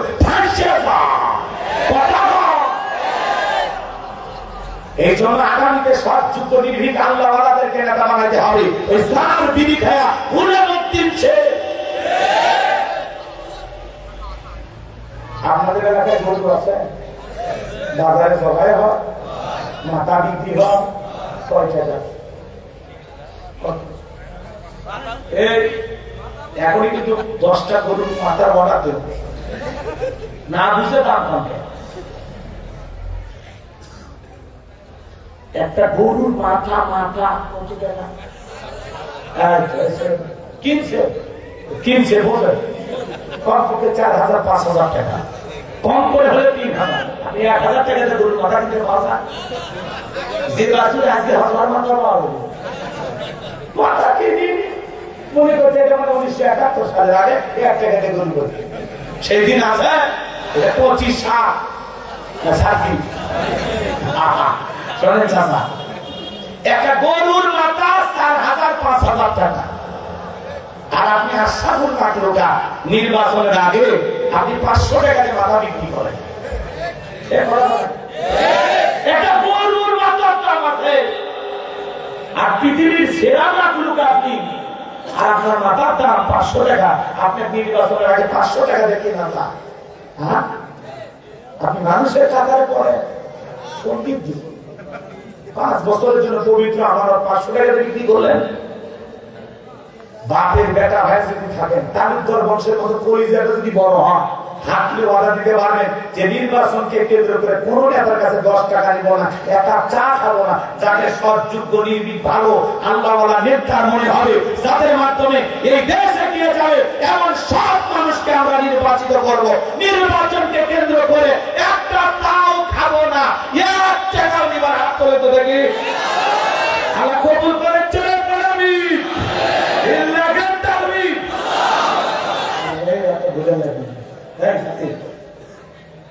কষ্ট হচ্ছে আপনাদের আমার ভাইরা, কারণ এদিক খেয়াল করেন, আপনার নির্বাচন করবে যে নেতা যদি 5 কোটি টাকা খরচ হয় না, ও পাস করে আগে 5000 তুলবি, 5000 কোটি কথা বোঝেন না? ওদের কাছে টাকা নেওয়া যাবে না। সব ভালো মানুষ 54 বছরে সব দেখা শেষ, আগামীতে ইসলামের বাংলাদেশ। কথা ঠিক কিনা? আমার ভাই শরীফ ওসমান হাদি জীবন দিয়েছেন ইনসাফ কায়েম করার জন্য। আগামীতে ইনসাফ কায়েম করতে হবে। তরুণদের নেতৃত্বে বাংলাদেশ করতে হবে। আমার ভাই হাসনাত আব্দুল্লাহ দিকে তাকাইলে আমার খুব ভালো লাগে। কয়েকদিন আগে এক মাদ্রাসায় ফজরের নামাজ পড়েছেন, আর মাদ্রাসার ছোট ছোট বাচ্চারা কেউ মেসওয়াক হাতে তুলে দেয়, কেউ চুপিয়ে হাদিয়া দেয়, কেউ খুচরা টাকা হাতে দেয়। হাসনাত আব্দুল্লাহ আবেগে চোখের পানি ছেড়ে দিয়ে কেঁদেছে। এই তরুণেরা নির্বাচনের প্রচার করতে গেলে মানুষ আতর হাদিয়ে দেন, টাকা হাদিয়ে দেন, আজকে আবার দেখলাম হাসনাত আব্দুল্লাহ দেবীদ্বরে কুমিল্লায় প্রচারণায় গিয়েছেন, মা বোনেরা পিঠা বানায়া রাস্তায় দাঁড়ায় আছে। হাসনাত আব্দুল্লাহ দেখে আনন্দিত হয়ে বলে, আপনারা আমার মা বোন, আপনারা পিঠা নিয়ে দাঁড়ায় আছেন আমাকে খাওয়ানোর জন্য। আল্লাহু আকবার। এই যুবকেরা মানুষের হৃদয় জয় করেছে, কথা বলে ঠিক কিনা? হাসনাত আব্দুল্লাহ বলতে আমি হাতিকে দেখতে পাই, কথা বলে ঠিক কিনা? হাসনাত আব্দুল্লাহ চুলাই বিক্রি করেনি, হাসনাত আব্দুল্লাহ এখনো সৎ একটা যুবক, কথা বলে ঠিক কিনা? দেবীদ্বরে কুমিল্লার মা বোনেরা পিঠা বানায় রাস্তায় দাঁড়ায় আছে, হাসনাত আব্দুল্লাহ আসলে ওরে আমি খাওয়াবো। আমি দেখে অবাক হলাম, একটা মন্দিরের ঠাকুর বসায়, সে দৌড়ে যায় হাসনাত আব্দুল্লাহ সালাম দিয়া বুকের সাথে জড়ায় বলতেছে, আমি অমুসলিম, আমি ঠাকুর, কিন্তু আমি আপনাকে পছন্দ করি, আপনাদের নেতৃত্বে বাংলাদেশ এগিয়ে যাবে। একটা মন্দিরের ঠাকুর হাসনাত আব্দুল্লাহকে জানে, সমর্থন দেয় এবং বলে আগামীতে আপনাকে আমি নির্বাচিত করতে চাই। আল্লাহু আকবার। গ্রামের মা বোন পিঠা বানায় তুলে তুলে খাওয়াইতেছে, হাসনাত আব্দুল্লাহ কেঁদে দিল। এই ছেলেটা খুব সাহসী, আর কপালের মধ্যে নামাজের দাগ দেখা যায়, কথা বলেন ঠিক কিনা? এই তরুণেরাই বাংলাদেশ নতুন করে আলোর মুখ দেখাবে, কথা বলেন ঠিক কিনা? তরুণদের নেতৃত্বে বাংলাদেশ এগিয়ে যাবে। আগামীতে আমরা ইনসাফ কায়েম করে একটা রাষ্ট্র দেখতে চাই, এই দেশে কোনো বৈষম্য থাকবে না, দলমত নির্বিশেষে সবাই শান্তিতে থাকবে, একটা শান্তির বাংলাদেশ করতে চায়। টেন্ডারবাজ মুক্ত, চাঁদাবাজ মুক্ত, খুন মুক্ত, ধর্ষণ মুক্ত একটা বাংলাদেশ কারা কারা চান হাত তুলে দেখা। আল্লাহ দেশের উপরে শান্তি নাজিল করেন। আল্লাহ আমাদের এমন অভিভাবক দেন যে অভিভাবকের কারণে এই দেশের উপরে খাস রহমত বরকত নাজিল হবে, যে অভিভাবকদের নেতৃত্বে বাংলাদেশের পার্লামেন্টে ইসলাম কায়েম হবে, আল্লাহর দ্বীন বিজয় হবে, কথা বলেন ঠিক না? আমরা ইনসাফের বাংলাদেশ দেখতে চাই। হাদি ভাই আমার ভাই জীবন দিয়ে গেছে, আমরা হাদিকে ভুলবো না, কথা বলেন। আজকে ডিবি রিপোর্ট পেশ করে যে একটা কাউন্সিলর নাকি তারে খুন করছে। হাদি ভাইকে মারছে একটা সাধারণ কাউন্সিলর, এটা আমরা কখনো বিশ্বাস করি। এর সাথে অনেক বড় বড় রাক্ষস দলেরা জড়িত, তাদের মুখোশ জাতির সামনে উন্মোচন করে দিতে হবে, কথা বলেন ঠিক না? কার ইশারায় তরুণ তাজা একটা যুবককে দিনের বেলায় এরকম প্রকাশ্যে হত্যা করা হলো? আমার হাদি ভাইয়ের বিচার না হওয়া পর্যন্ত আমরা শান্ত হব না, কথা বলে ঠিক না? ইনকিলাব মঞ্চ থেকে এখনো শাহবাগ চত্বরে এখনো হাদি ভাইয়ের বিচারের দাবিতে আন্দোলন করা হচ্ছে। আমরা বর্তমান সরকারকে বলতে চাই, এই দেশে কোন বিষয় নিয়ে কথা বললে তাদেরকে আপনারা সাথে সাথে গ্রেফতার করেন, কথা বলেন। তারেক রহমানকে নিয়ে এক যুবক কুটিক্তি করেছে, সাথে সাথে গ্রেফতার করছে। পরে বিএনপির ভাইরা অবশ্য নমনীয় দেখাইয়া বলেছেন যে না, বাক স্বাধীনতা, ছেলেটাকে ছেড়ে দেন। এই জন্য বিএনপি ভাইদেরকে ধন্যবাদ জানানো যায়, কথা বলেন ঠিক না? তো আমরা বলতে চাই যে এই দেশে অনেক ঘটনা ঘটতেছে। প্রথম আলোর অফিসে হামলা হলো, তার আসামিদেরকে আপনারা ধরতেছেন, বিনা অপরাধে অনেক মানুষকে আপনারা জেলখানায় নিয়ে গেছেন, বিশেষ করে আতাউর রহমান বিক্রমপুরীকে, কথা বলেন ঠিক না? আমরা বলতে চাই আমার ভাই হাদিকে যারা হত্যা করেছে তাদের বিচার যত দ্রুত পারেন করেন, না হলে এমন আন্দোলন শুরু হবে যেটা আপনাদের পক্ষে থামানো আর সম্ভব হবে না, কথা বলেন ঠিক না? আর আলেমদেরকে কথায় কথায় জেলে ধরবেন, এই দিন শেষ, কথা বলে না কেন? আমরা বিক্রমপুরী হুজুরের মুক্তি কামনা করছি, কথা বলে ঠিক না? আর টুপিওয়ালা দাড়িওয়ালাদেরকে কথায় কথায় জেলে ধরবেন, ওই দিন শেষ হয়ে গেছে। আগামীতে আর যদি কোন আলেমের উপর নির্যাতন জুলুম করা হয়, পুরো বাংলাদেশের মানুষ বসে থাকবে না, কথা বলে ঠিক না? কত ধর্ষক, কত খুনি দেশের টাকা বিদেশে পাচার করেছে, ঋণ খেলাপি ব্যক্তিরা ঘটতেছে, ওদেরকে ধরেন না। হুজুর নরম পাইছে ফেলে ধরে নিয়ে যান না, ভালো হয়ে যান। এই খেলার জাতি দেখতে চায় না। সত্যিকারের অপরাধীদের শাস্তি হোক, নিরপরাধ একজন মানুষও যেন কষ্ট না পায়, কথা বলে ঠিক না? আর হাদি ভাই বলতো না, যদিও সে আওয়ামী লীগের একজন কর্মীও হয়, আর সে যদি কোনো অপরাধও না করে ওই ব্যক্তির উপরে জুলুম হোক, এটাও আমি চাই না। কথা বলে ঠিক কিনা? দল করতেই পারে, যারা অপরাধ করছে তাহলে ওদেরকে ধরে, বড়গুলো ধরে, ছোটগুলো ধরে রাখে। মিলেমিশে একটা শান্তির বাংলাদেশ করতে চায়। আমার কথা কি আপনারা বিরক্ত হয়েছেন? তাহলে হাসনাত আব্দুল্লাহর মতো তরুণ নেতা দরকার আছে না নাই? আমি এই ছেলেটার জন্য দোয়া করি, মন থেকে দোয়া করি, আল্লাহ যেন আমার ভাইকে বিজয়ের মালা পরায় দেন।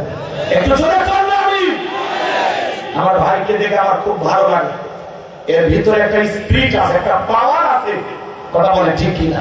যেভাবে মানুষের ভালোবাসা একটা হিন্দু সে পর্যন্ত বুকে জড়ায় ধরতেছে, এটা অমুসলিমের ভালোবাসা পাচ্ছে।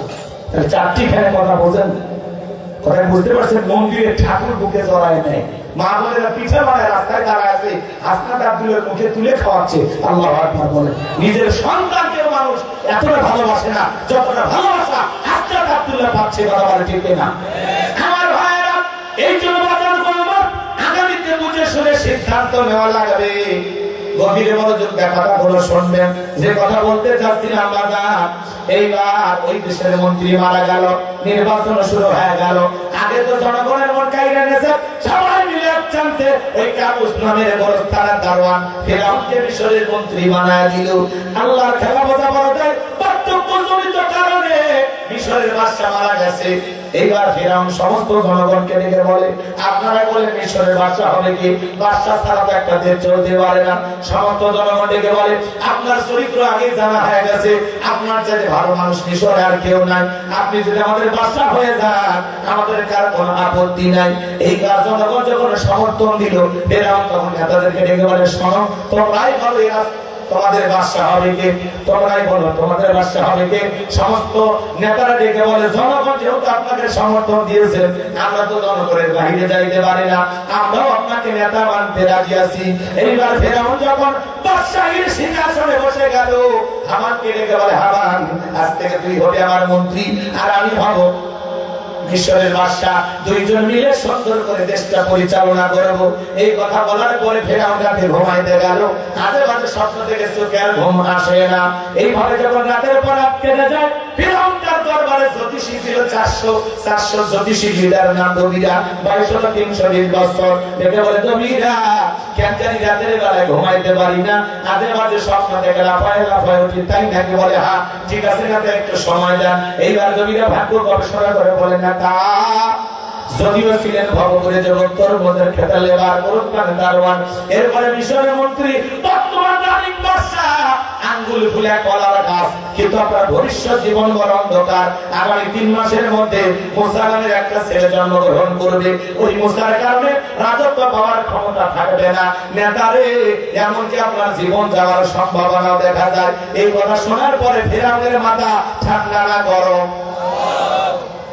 কইছিলাম, কই আসলাম, আরো ভবিষ্যতে না জানি কত কিছু হয়। যদি বলতো মুসা আসবে, খানকা বানাবে, বসে বসে জিকির করবে, নামাজ পড়বে, তাহলে মাথা গরম করতো না। মুসা আসবে, ক্ষমতাও খাইবে, আবার জীবনটাও যাইতে পারে। মানুষের ক্ষমতার লোভ আছে না নাই?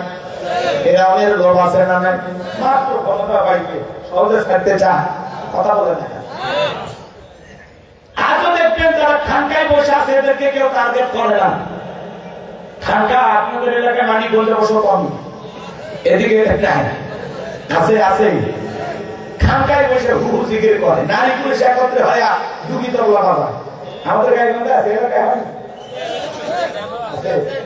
নারী পুরুষ একত্রে হয়। আবার আবার রাগ করি না, এটা এমনি বলতেছে।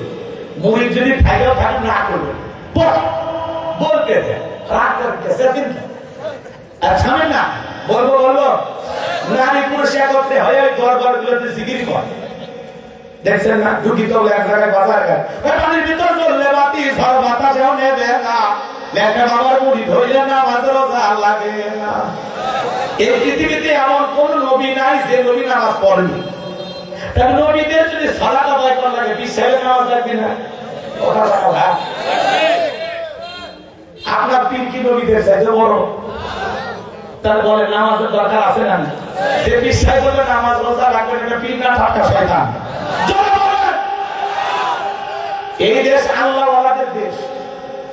পীর ছিল শাহজালাল, শাহপরান, শাহ মাকদুম, বাইতুল বুস্তামি, আব্দুল কাদের জিলানী, খাজা মঈনুদ্দিন চিশতি রহমাতুল্লাহ আলাইহি, বগুড়া শাহ সুলতান, রাজশাহীর শাহ মাকদুম, রংপুরের কেরামতুল্লাহ।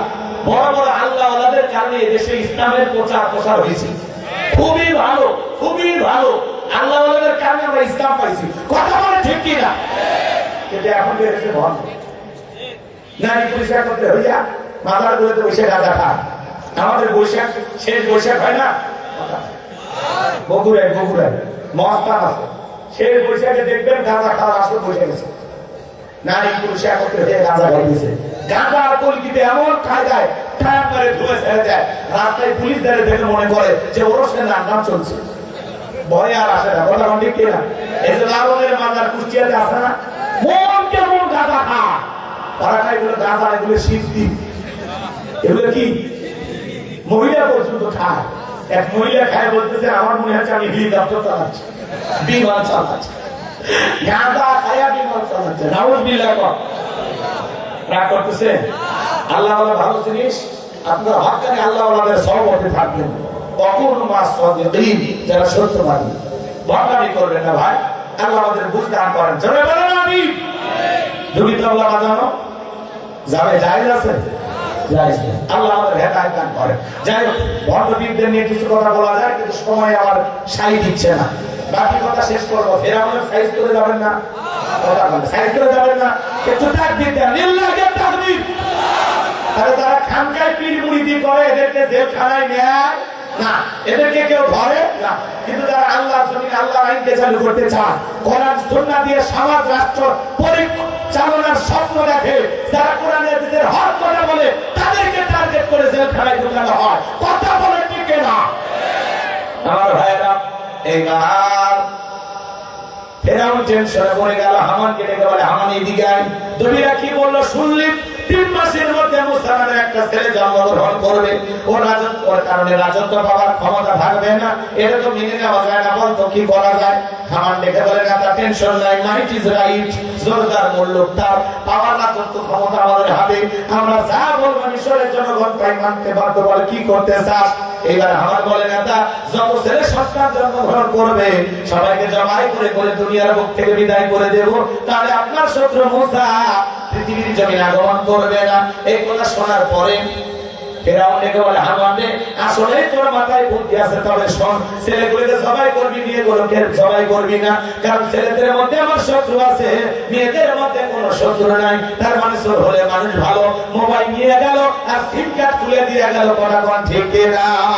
এবার সন্তান জবাই করা শুরু হয়ে গেল। 3 মাস অতিবাহিত হয়ে যাওয়ার পরে ফেরাউন ডেকে বলে, দলিরা গবেষণা করে দেখো আমার পথের কাটা মুসা মূল্য না বাস্তব। এইবার দলিরা গবেষণা করে বলে, নেতা যদি বলি ইসরাইল মায়ের মুখ খালি কইরা হাজার হাজার সন্তানকে জবাই করেছেন। 3টা বর্ণনা পাওয়া যায়। একটি বর্ণনায় বলেছে 20,000, আর একটি বর্ণনায় 24,000, আর একটি বর্ণনায় বলেছে 80,000। এতগুলো সন্তানকে জবাই করে দুনিয়ার জমিন থেকে বিদায় করে দিয়েছেন। কিন্তু আপনার পথের কাটা মুসা এখনো মরে নাই, মায়ের কোলে জীবিত আছে, সুস্থ আছে। কিন্তু কোথায় আছে, কোন বাড়িতে আছে, এইটা বলার ক্ষমতা আমাদের নাই। বলেন আল্লাহু আকবার। ওয়ামাকারু ওয়ামাকারাল্লাহ আল্লাহু খায়রুল মাকিরিন। খেলাটা আল্লাহ সাই মুসারে মাসাই তার হেরাম সাই মানতে, আর 14 গোষ্ঠী এক জায়গায় মানতে পারবে না। কথা না? এইবার শোনেন বাজার, ফেরাউন টাকা নিতে হয় বলে সেনাবাহিনীর দল মাসে মাসে বেতন দেখি চেহারা দেখার জন্য। এতগুলো মারলে আসলটাই মারতে পারো না। যাও এলাকায় তল্লাশি চালাও, চিরুল অভিযান চালাও। এইবার দলে দলে সেনাবাহিনী চতুর্দিকে ছড়িয়ে পড়লো। একদম সেনাবাহিনী মুসা নবীর বাড়ির দিকে রওনা করলেন। মুসা নবীর বড় বোন নাম তার মারিয়াম ডেকে বলে, মা ওই যে ফেরাউনের সেনাবাহিনী দেখা যায় মা, আর বুঝি ভাইকে বাঁচানো গেল না? ভাইকে তুমি কই লুকিয়ে রাখবা? মুসা নবীর মা সন্তানকে এদিক সেদিক দৌড়ায়, কেন্দ্র এলানের মাধ্যমে আওয়াজ দেয়, বলে মুসার মা চুলার ভিতরে তোমার ছেলেটাকে ফেলা দাও। কথা দিলাম গো, তোমার ছেলেটাকে আবার তোমার কোলে ফেরা দিব। জোরে কোন মারহাবা। এবার ফেরাউনের সেনাবাহিনী পুরো বাড়ি তল্লাশি চালায় তন্ন তন্ন করে খুঁজে চলে গেল। মুসা নবীর মা চোখের মধ্যে ছলছল পানি মনে মনে ভাবতেছে না, আরে ছেলেটারে চুলার ভিতরে ফেলাইয়া দিলাম, মনে হয় আমার মুসা পুরে কয়লা হয়ে গেছে। এইবার চুলার ভিতরে তাকায় দেখেন মুসা নবী চুলার ভিতরে পড়ে মুস্কি মুস্কি হাসে, কোন সুবহানাল্লাহ, জোরে কোন না সুবহানাল্লাহ। এবার সন্তান ধরে কোলের মধ্যে দিলেন, আবার কে যেন ইলহামের মাধ্যমে গাড়িতে আওয়াজ দিয়ে বলে, মুসা মা কতদিন জালেমদের ভয় লুকিয়ে রাখবা, সিন্ধুকে একটা বানাইয়া দরিয়ার বুকে ভাসায় দাও, কথা দিলাম গো আবার তোমার ছেলেটাকে তোমার কোলে ফেরায় দেব। মুসা নবীর মা টেনশনে পড়ে গেলেন, সিন্ধুক পাবেন কোথায়? কে যেন সকালবেলা ডেকে বলে, মিস্ত্রি লাগবে মা, আমি একজন মিস্ত্রি। মুসা নবীর মা ডেকে বলে, এদিকে আসো মিস্ত্রি। কোনদিন তো এইভাবে কেউ চিৎকার মেরে মিস্ত্রি বলে ডাক দেয় না, তুমি কিসের মিস্ত্রি, কি বানাইতে পারো? মিস্ত্রি ডেকে বলে, মা আপনি যদি মনে করেন এমন একটা সিন্ধুক আপনার দরকার, যে সিন্ধুকের ভিতরে আপনার সন্তানকে তুলে দরিয়ার বুকে ভাসায় দিবেন, আপনি চাইলে কোন সিন্ধুক আমি বানায় দিতে পারি। মিস্ত্রির কথা শোনার পরে মুসা নবীর মা ডেকে বলে, মিস্ত্রি তুমি তো আমার মনের কথা বলেছো, এরকম একটা সিন্ধুকে তো আমার দরকার। মিস্ত্রি বলে, মা একটু ভিতর থেকে পানি নিয়ে আসেন, যন্ত্রপাতি আছে, তার দেওয়ার জন্য পানির প্রয়োজন হতে পারে, আবার না হলেও চলতে পারে। এবার মুসা নবীর মা ভিতর থেকে পানি নিয়ে আসে, দেখে মিস্ত্রি সুন্দর একটা সিন্ধুক বানায়া দাঁড়িয়ে আছে, বলেন আল্লাহু আকবার। এবার সিন্ধুকটা হাতের মধ্যে দিয়ে মিস্ত্রি দৌড়ায়, পেছন থেকে মুসা নবীর মা ডেকে বলে, মিস্ত্রি লোহার পয়সা কিনিবা না, কাঠের পয়সা কিনিবা না, তোমার পারিশ্রমিকের দামটা কিনিবা না। মিস্ত্রি ডেকে বলে, মা যারা বিপদে পড়ে আমি তাদের উপকার করি, বিনিময়ে টাকা পয়সা গ্রহণ করি না। মুসা নবীর মা ডেকে বলে, মিস্ত্রি এই বিপদের দিনে এত বড় উপকার করলা, লোহার পয়সা নিলা না, কাঠের পয়সা নিলা না, তোমার পারিশ্রমিকের দামটাও নিলা না। মিস্ত্রি ডেকে বলে, মা এই পৃথিবীর জমিনে যারা বিপদে পড়ে আমি তাদের উপকার করি। মুসা নবীর মা ডেকে বলে, মিস্ত্রি অন্তত তোমার নামটা বলে দাও, মাঝে মাঝে তোমার কথা মনে হয় আল্লাহর কাছে আমি দোয়া করব। মিস্ত্রি ডেকে বলে, মা আমি দুনিয়ার সাধারণ মিস্ত্রি না, আমি আল্লাহর ফেরেশতা, আমার নাম হলো জিবরাইল। এবার সিন্ধুকের ভিতরে মুসা নবীকে তুলে দরিয়ার বুকে ভাসায় দিলেন, আর মেয়ে মারিয়ামকে বলে, মা সিন্ধুক বাজতে বাজতে কই যায় খবর নিয়ে আনবি। সিন্ধুক বাজতে বাজতে চলে গেল ফেরাউনের ঘাটে। ওই দিন বিকেল বেলা ফেরাউন তার প্রিয়তম স্ত্রী আসিয়াকে নিয়ে আসতে সমুদ্রের সৈকতে হাওয়া খাইতে। মাঝে মাঝে বউকে নিয়ে আপনারা ঘোরাফেরা করবেন, তবে বোরকা পরিয়া পর্দা করে, মাঝে মাঝে বউকে নিয়ে পর্দা চলে যাবে, কথা কয় না। নদীর পাড়ে ঘুরতে নিয়ে যাবে, মাঝে মাঝে ধাক্কা মেরে নদী ফেলে দিবে। আরেকে বউ নিয়ে কক্সবাজার যায়, কথা কয় না, যায় কি করে, সেলফি তুলে বই ছবি ফেসবুকে ছাড়ে, নিজের বই ছবি মানুষকে দেখায়। বউ হলো পার্সোনাল জিনিস, পাবলিসিটি করার জিনিস না, বউ হলো ঢেকে রাখার জিনিস, আলগা করে দেখানোর জিনিস না। আমার বউ আমি দেখবো, কথা কয়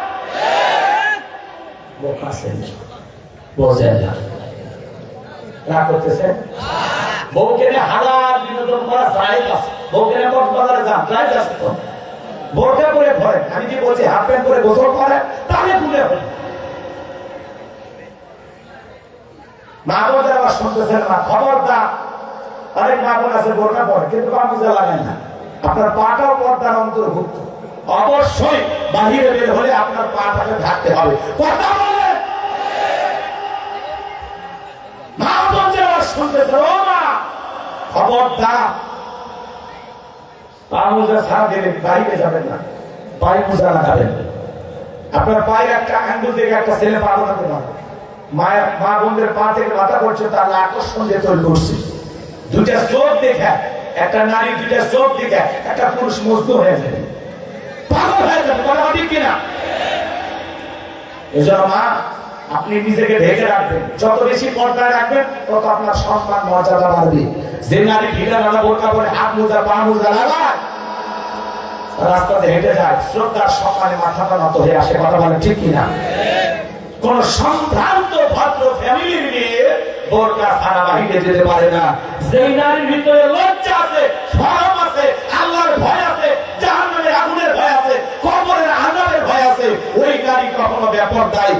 ফিরে যেতে পারে। আপনি মুসলমান, আপনার স্ত্রীকে পর্দা রাখার দায়িত্ব আপনার। আপনি মুসলমান, বাবা হিসাবে আপনার দায়িত্ব আপনার মেয়েকে পর্দায় রাখা। অকরনা ফি বুয়ুতিকুন্না ওয়ালা তাবাররাজনা তাবাররুজাল জাহিলিয়াতিল উলা। আল্লাহ বলেন নারীরা তোমরা ঘরের ভিতরে অবস্থান করো, খবরদার জাহিলিয়াতের যুগের মেয়েদের মতো নোংরা অশ্লীল পোশাক পরে নিজের দেহকে প্রদর্শন করো না। নারীরা পর্দায় থাকলে নিরাপদে থাকবে, পর্দা নারীকে সিকিউরিটি দেবে। পর্দাশীল নারীর উপরে আল্লাহর রহমত নাযিল হয়। পর্দা হলো প্রত্যেকটা নারীর অহংকার, অহংকার, অহংকার।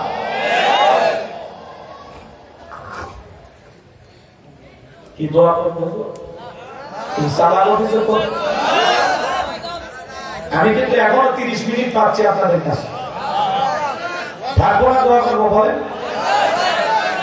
লিল্লাহি তাকবীর। এর আমরা সিয়ারত বসে গেলে ঘুম হবে, সুবহান লাগবে না, কথা না বলে চুপায়া সাইজ করে দেওয়া লাগবে, কথা ঠিক কি না? একটু অপেক্ষা কর, মাঝে মাঝে এদিক ওদিক লাইন দেখা করি, আবার তো জায়গা মতো আসে নাকি ভুলে যায়। হ্যাঁ, এগুলো ঘাটে ঘাটে একটু এদিক সেদিক না বুঝলে তো বুঝবেন না। ওদেরকে আলাদা করে ওয়াজ করানোর তার সময় আছে। তাহলে বউকে পর্দায় রাখার দায়িত্ব কার? স্বামী। মনে রাখবেন তো ইনশাআল্লাহ। আর যদি মনে করেন আমার বউ এলাকার সবারই হক আছে, দেখুন আপনি চুপ করে থাকেন, তাহলে আমার কিছু জাহান্নামে যাওয়ার জন্য রেডি থাকে। একটা গাড়ি যদি জাহান্নামে যায় 4 জন পুরুষকে নিয়ে যাবে। কয়জন? কয়জন? 1 নাম্বার বাবা, 2 নাম্বার স্বামী, 3 নাম্বার বড় ছেলে, 4 নাম্বার বড় ভাই। সাবধান, এই 4 জন পুরুষ সাবধান। আল্লাহ আমাদের হেদায়েত দান করেন। একটু জোরে বলুন আমিন। আমার ভাইয়েরা, এইবার ফিরআউনের সেনাবাহিনী সিন্দুকটা তৈরা ফিরআউনের সামনে নিয়ে গেছে। ফিরআউন দেখে বলে সিন্দুকটা খোলো তো দেখি। সিন্দুকটা যখন খোলা হলো, সবাই তাকায় দেখে মনে হয় সিন্দুকের ভিতরে পূর্ণিমার চাঁদ উদয় হয়েছে। জোরে বল মারহাবা। আসিয়া দেখে চক্ষু শীতল হয়ে গেছে।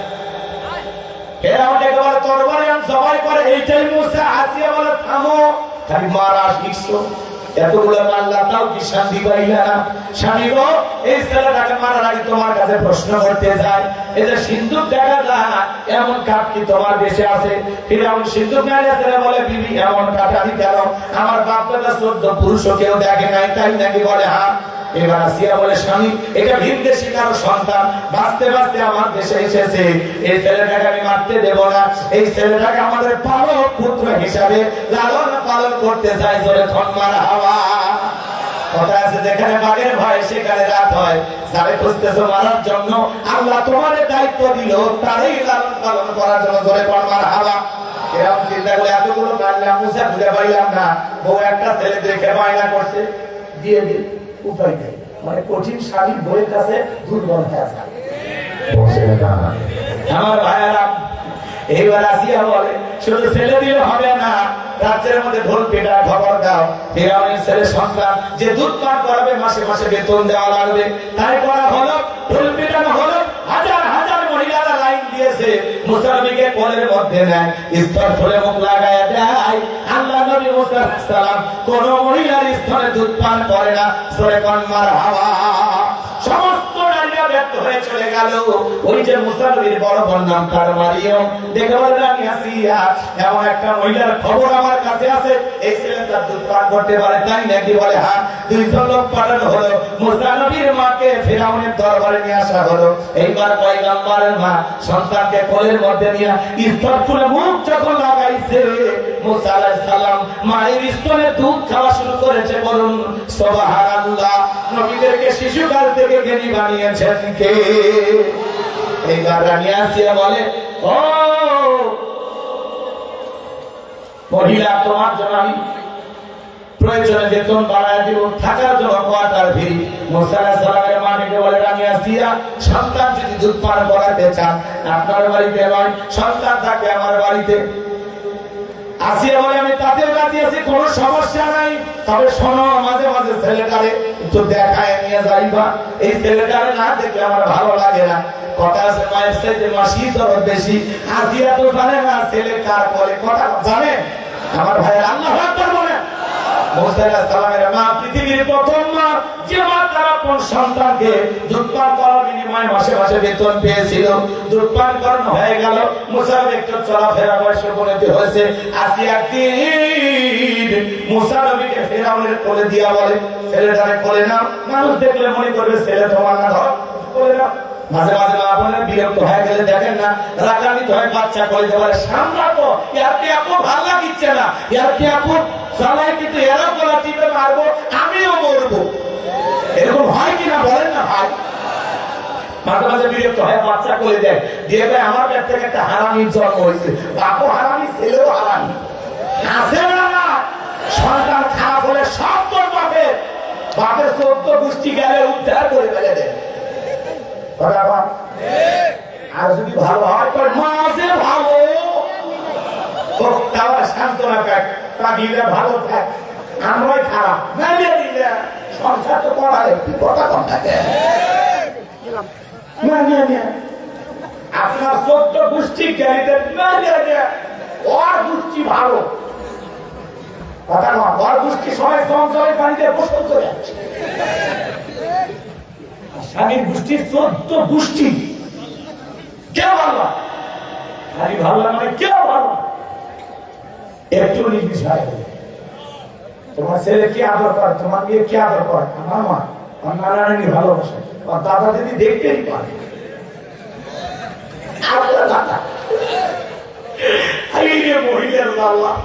কষ্ট হচ্ছে নাকি আপনাদের?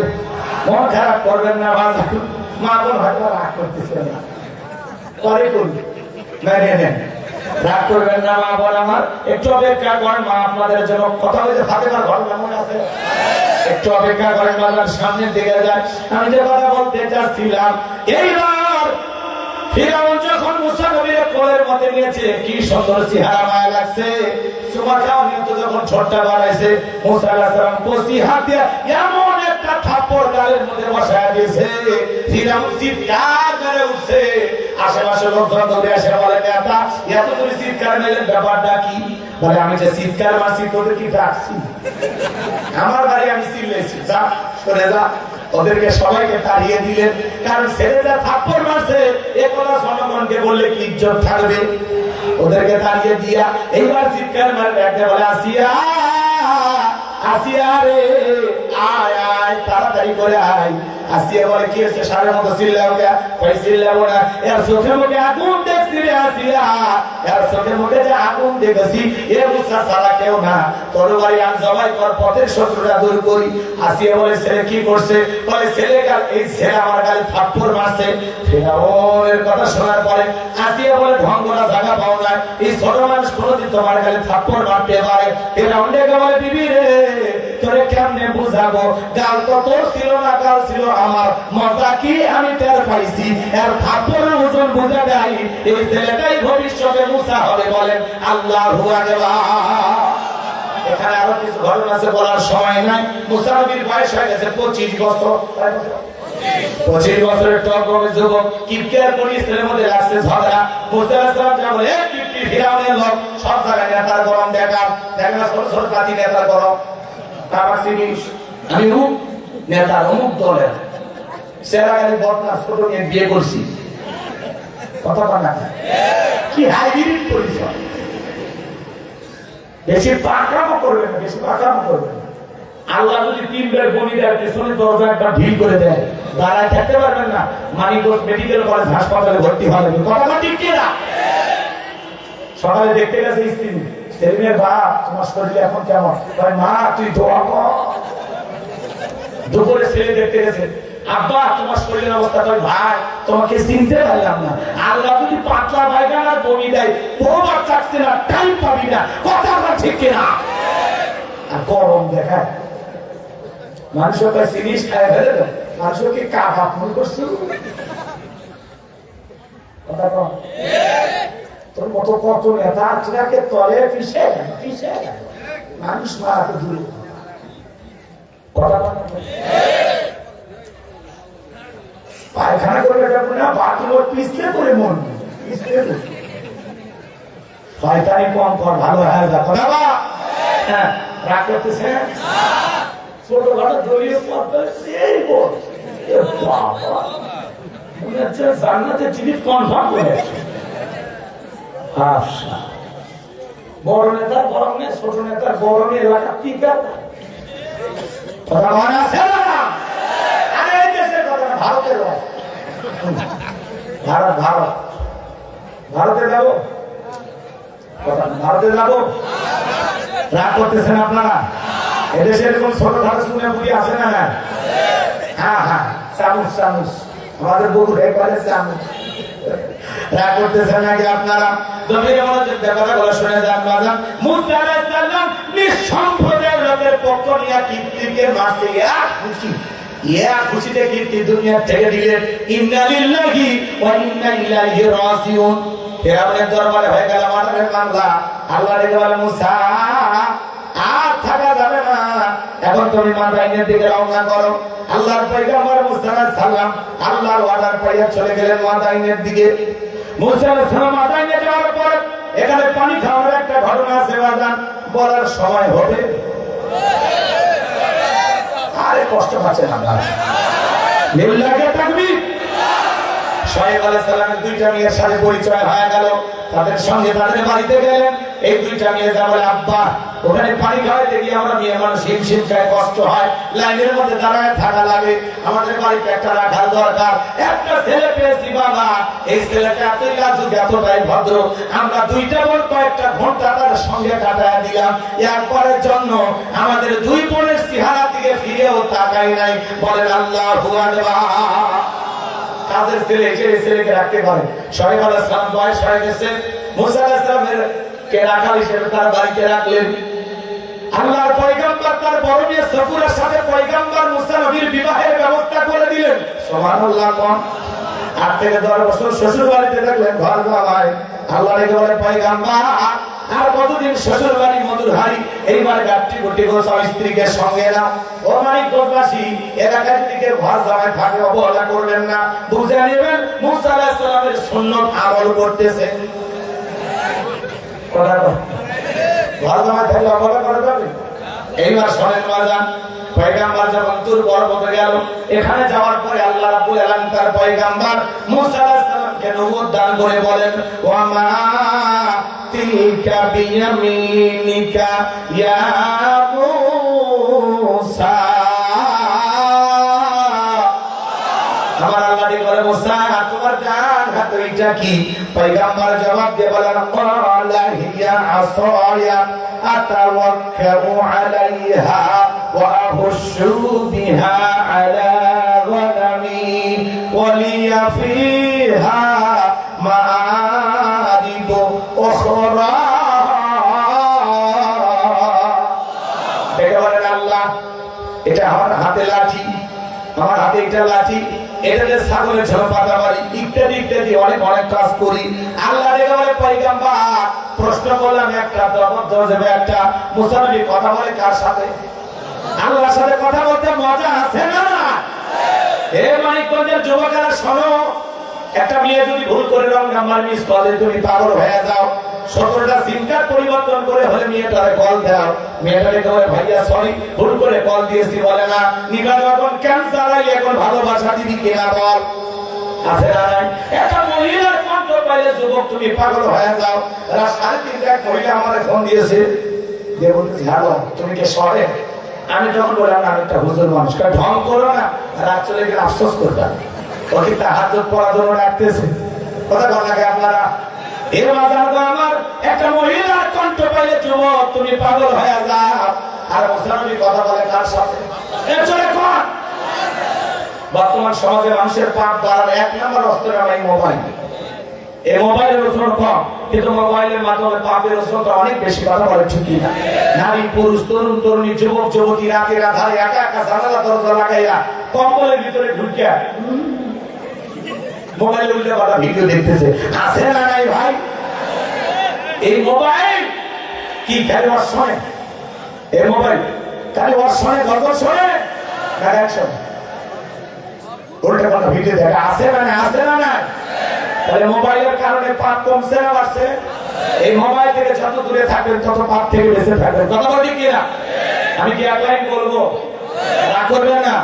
বলবো বলবো ও দেশে মোবাইল আইছে চিঠি বন্ধ হইয়াছে দিওয়ানা বানাইছে পোলা মায়ের মনের কথা ভাসে বাতাসে ওটা পোলা পানের মন বাবা ফেসবুকে এখন মোবাইলে চ্যাটিং কইরা কাটায় সারাক্ষণ এই মোবাইল পাইয়া দেখো মাদনের মাইয়া এই মোবাইল পাইয়া দেখো রমজানের মাইয়া কি কাণ্ড ঘটাইছে স্বামী সংসার রাইখা নাকি পালায়া গেছে স্বামী সন্তান রাইখা নাকি পলায়া গেছে দুই বাচ্চার মা চার বাচ্চার মা পরকে প্রেম করে আর একটা ছেলের হাত ধরে পালিয়ে যায় যে নারী স্বামী রেখে সন্তান রেখে আর একটা পর পুরুষের হাত ধরে পালিয়ে যায় ওটা নারী জাতির কলঙ্ক পাশানি ডাইনি কালনাগিনী রাক্ষসী মহিলা কেমনে পাবি মা ও বোন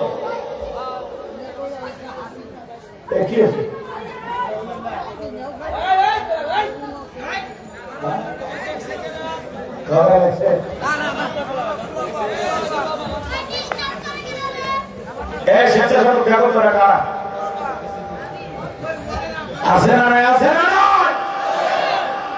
এই পরকের অভিশাপে হাজারো পরিবার ধ্বংস করা বলে ঠিক কিনা ও মা ও বোন একটা স্বামী থাকতে সন্তান থাকতে কেমনে পারো একটা পর পুরুষের হাত ধরতে স্বামীর কথা দিতে লাগে ভালো লাগে না ও মা স্বামীর কথা দিতে লাগে তিতা খাও রোগ সারবে বেশি মিষ্টি খুঁজো না গায়ে দিতে কথা ঠিক কিনা মা ও মা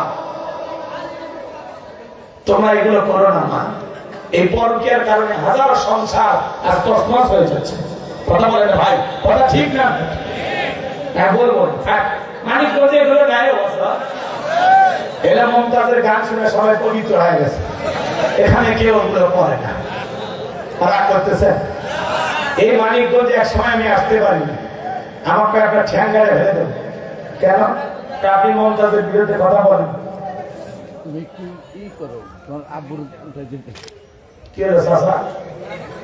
আমাদের হুজুর একটু উঠাবো তো আপনার হাতে মানে এই জন্য বাপরে বাপ বিশাল ক্যামেরাম্যান হয়ে গেছে রাগ করতেছেন আপনারা এই পরকের অভিশাপ থেকে আমাদের সমাজ বাঁচানো দরকার আছে না এই পরকের জন্য যেরকম মা বোনদের বারবার আমি সব মাটিয়ে বলতেছি যদি আপনার স্বামীর পরিবর্তন করার ইচ্ছা থাকে বাচ্চা হওয়ার আগে দুই তিনটা বাচ্চা রেখে চলে যান আপনি তো স্বামী পাবেন আপনার স্বামী আর একটা স্ত্রী পাবে কিন্তু এই বাচ্চাদের ভবিষ্যৎ কি হবে এরা তো মা পাবে না এরা তো বাবা পাবে না এদের ফিউচার কি হবে কথা বলে এই এদের দায়িত্ব কে নেবে এজন্য বাচ্চা হওয়ার আগে স্বামী ভালো না লাগলে চলে যান স্বামী ভালো লাগে না আমার স্বামী খারাপ হুজুর তো স্বামী ফিরা হয়ে যাও খারাপ কটা স্বামী সংসার করে আসছি 71 সাল থেকে আজ পর্যন্ত কয়বার বিয়ে হয়েছে এক মহিলা স্বামী ঘরে আর যৌতুকের টাকা নেই কাবিনের টাকা নেই বোঝা না মামলা দেয় মহড়া নারী নির্যাতনের মামলা দিয়ে 5 টাকা দিয়ে ফেলে আসলে ঢোকালে এর করতে করতে 7টা স্বামী আছে কয়েক কোটি টাকার মালিক হয়ে গেছে এখনই যদি 7টা কি কোন আরো 2 টাকা হবি এরা হলো 12 বাটারি নাকি কথা কোন ঠিক না এদের চরিত্র না এরা মাঠে নামছে ব্যবসা করার জন্য হ্যাঁ আকাশের রং ধরে যেরকম মুহূর্তে মুহূর্তে রং বদলা কিছু নারী মুহূর্তে মুহূর্তে পুরুষ পাল্টায় কথা কোন ঠিক না এক হাতে কালি বাজে না যুবক তোর বসে আছে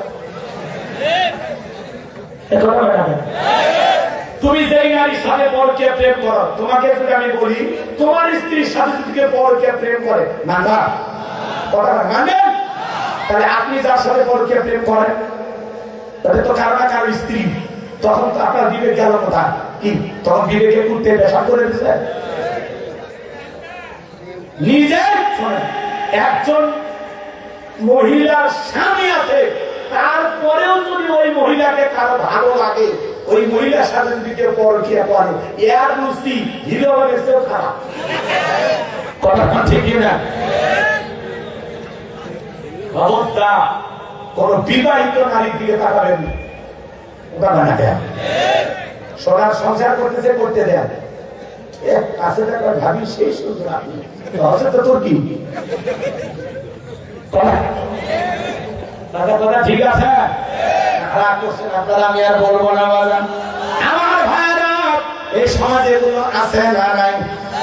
আর বড় নিশা হলো টিকটক আছে টিকটক ভিডিও আছে না নাই? বলেন না ওদেশে টিকটক আসিয়া সব গেল রাশিয়া, সিদ্দিক সোরা নায়ক হইছে আইডি ভুলিয়া, হিরো আলম নায়ক হইছে আইডি ভুলিয়া। এই মোবাইলে হাই কি জাদু আছে ভাই, পোলা পর বুঝাছে পড়ালেখা তুইলা রাখছে সব তো মাকাশে। কথা বলেন ঠিক কিনা? এখন আর পড়াশোনা ভালো লাগে না, মোবাইল নিয়ে ব্যস্ত। এছাড়াও অভিভাবক যারা আছেন শুনতেছেন, খবরদার ছেলে মেয়ের হাতে টাচ ফোন কিনে দেবেন না, পারবেন তো ইনশাআল্লাহ। আর যুবক বিয়ের আগে অবৈধ প্রেম ভালোবাসা করা যাবে না, জায়েজ নাই, হারাম। পরকীয়া করা হারাম। আল্লাহ যুব সমাজকে অবৈধ নোংরা সম্পর্ক থেকে বেঁচে থাকা তাও বিজ্ঞান করেন ছিল। এখন আমি এইবার আল্লাহ রেখে বলে পয়গম্বর প্রশ্ন করলাম একটা, জবাব দিলাম একটা, কারণ কি মুসা নবী ইচ্ছা করে কথা বাড়িয়েছেন যাতে আল্লাহর সাথে বেশি করে কথা বলা যায়। সুবহানাল্লাহ। এরপরে আল্লাহ বলেন ওয়ালা আলকিহা ইয়া মুসা, মুসা তোমার হাতের লাঠিটা এইবার নিক্ষেপ করো। ফাআলকাহা ফাইযা হিয়া হাইয়াতুন তাসআ, লাঠিটা নিক্ষেপ করে মাত্র হয়ে গেল বিশাল বড় একটা সাপ। মুসা নবী ভয়ে লাফ মারে, বাপ রে বাপ, এই যে জাতের সাপ আমার বংশ করে দিবে সাপ। পয়গম্বর যখন দৌড়াতে লাগলেন, আমার আল্লাহ বলেন ক্বালা খুযুহা ওয়ালা তাখাফ সানুঈদুহা সিরাতাহাল উলা। আল্লাহ ডেকে বলে মুসা ভয় পেও না, আমি আল্লাহ লাঠিকে সাপ বানাইছি, আবার সাপের দিকে হাত বাড়াও, পূর্বের মতো লাঠি বানাই দিব। কোন সুবহানাল্লাহ।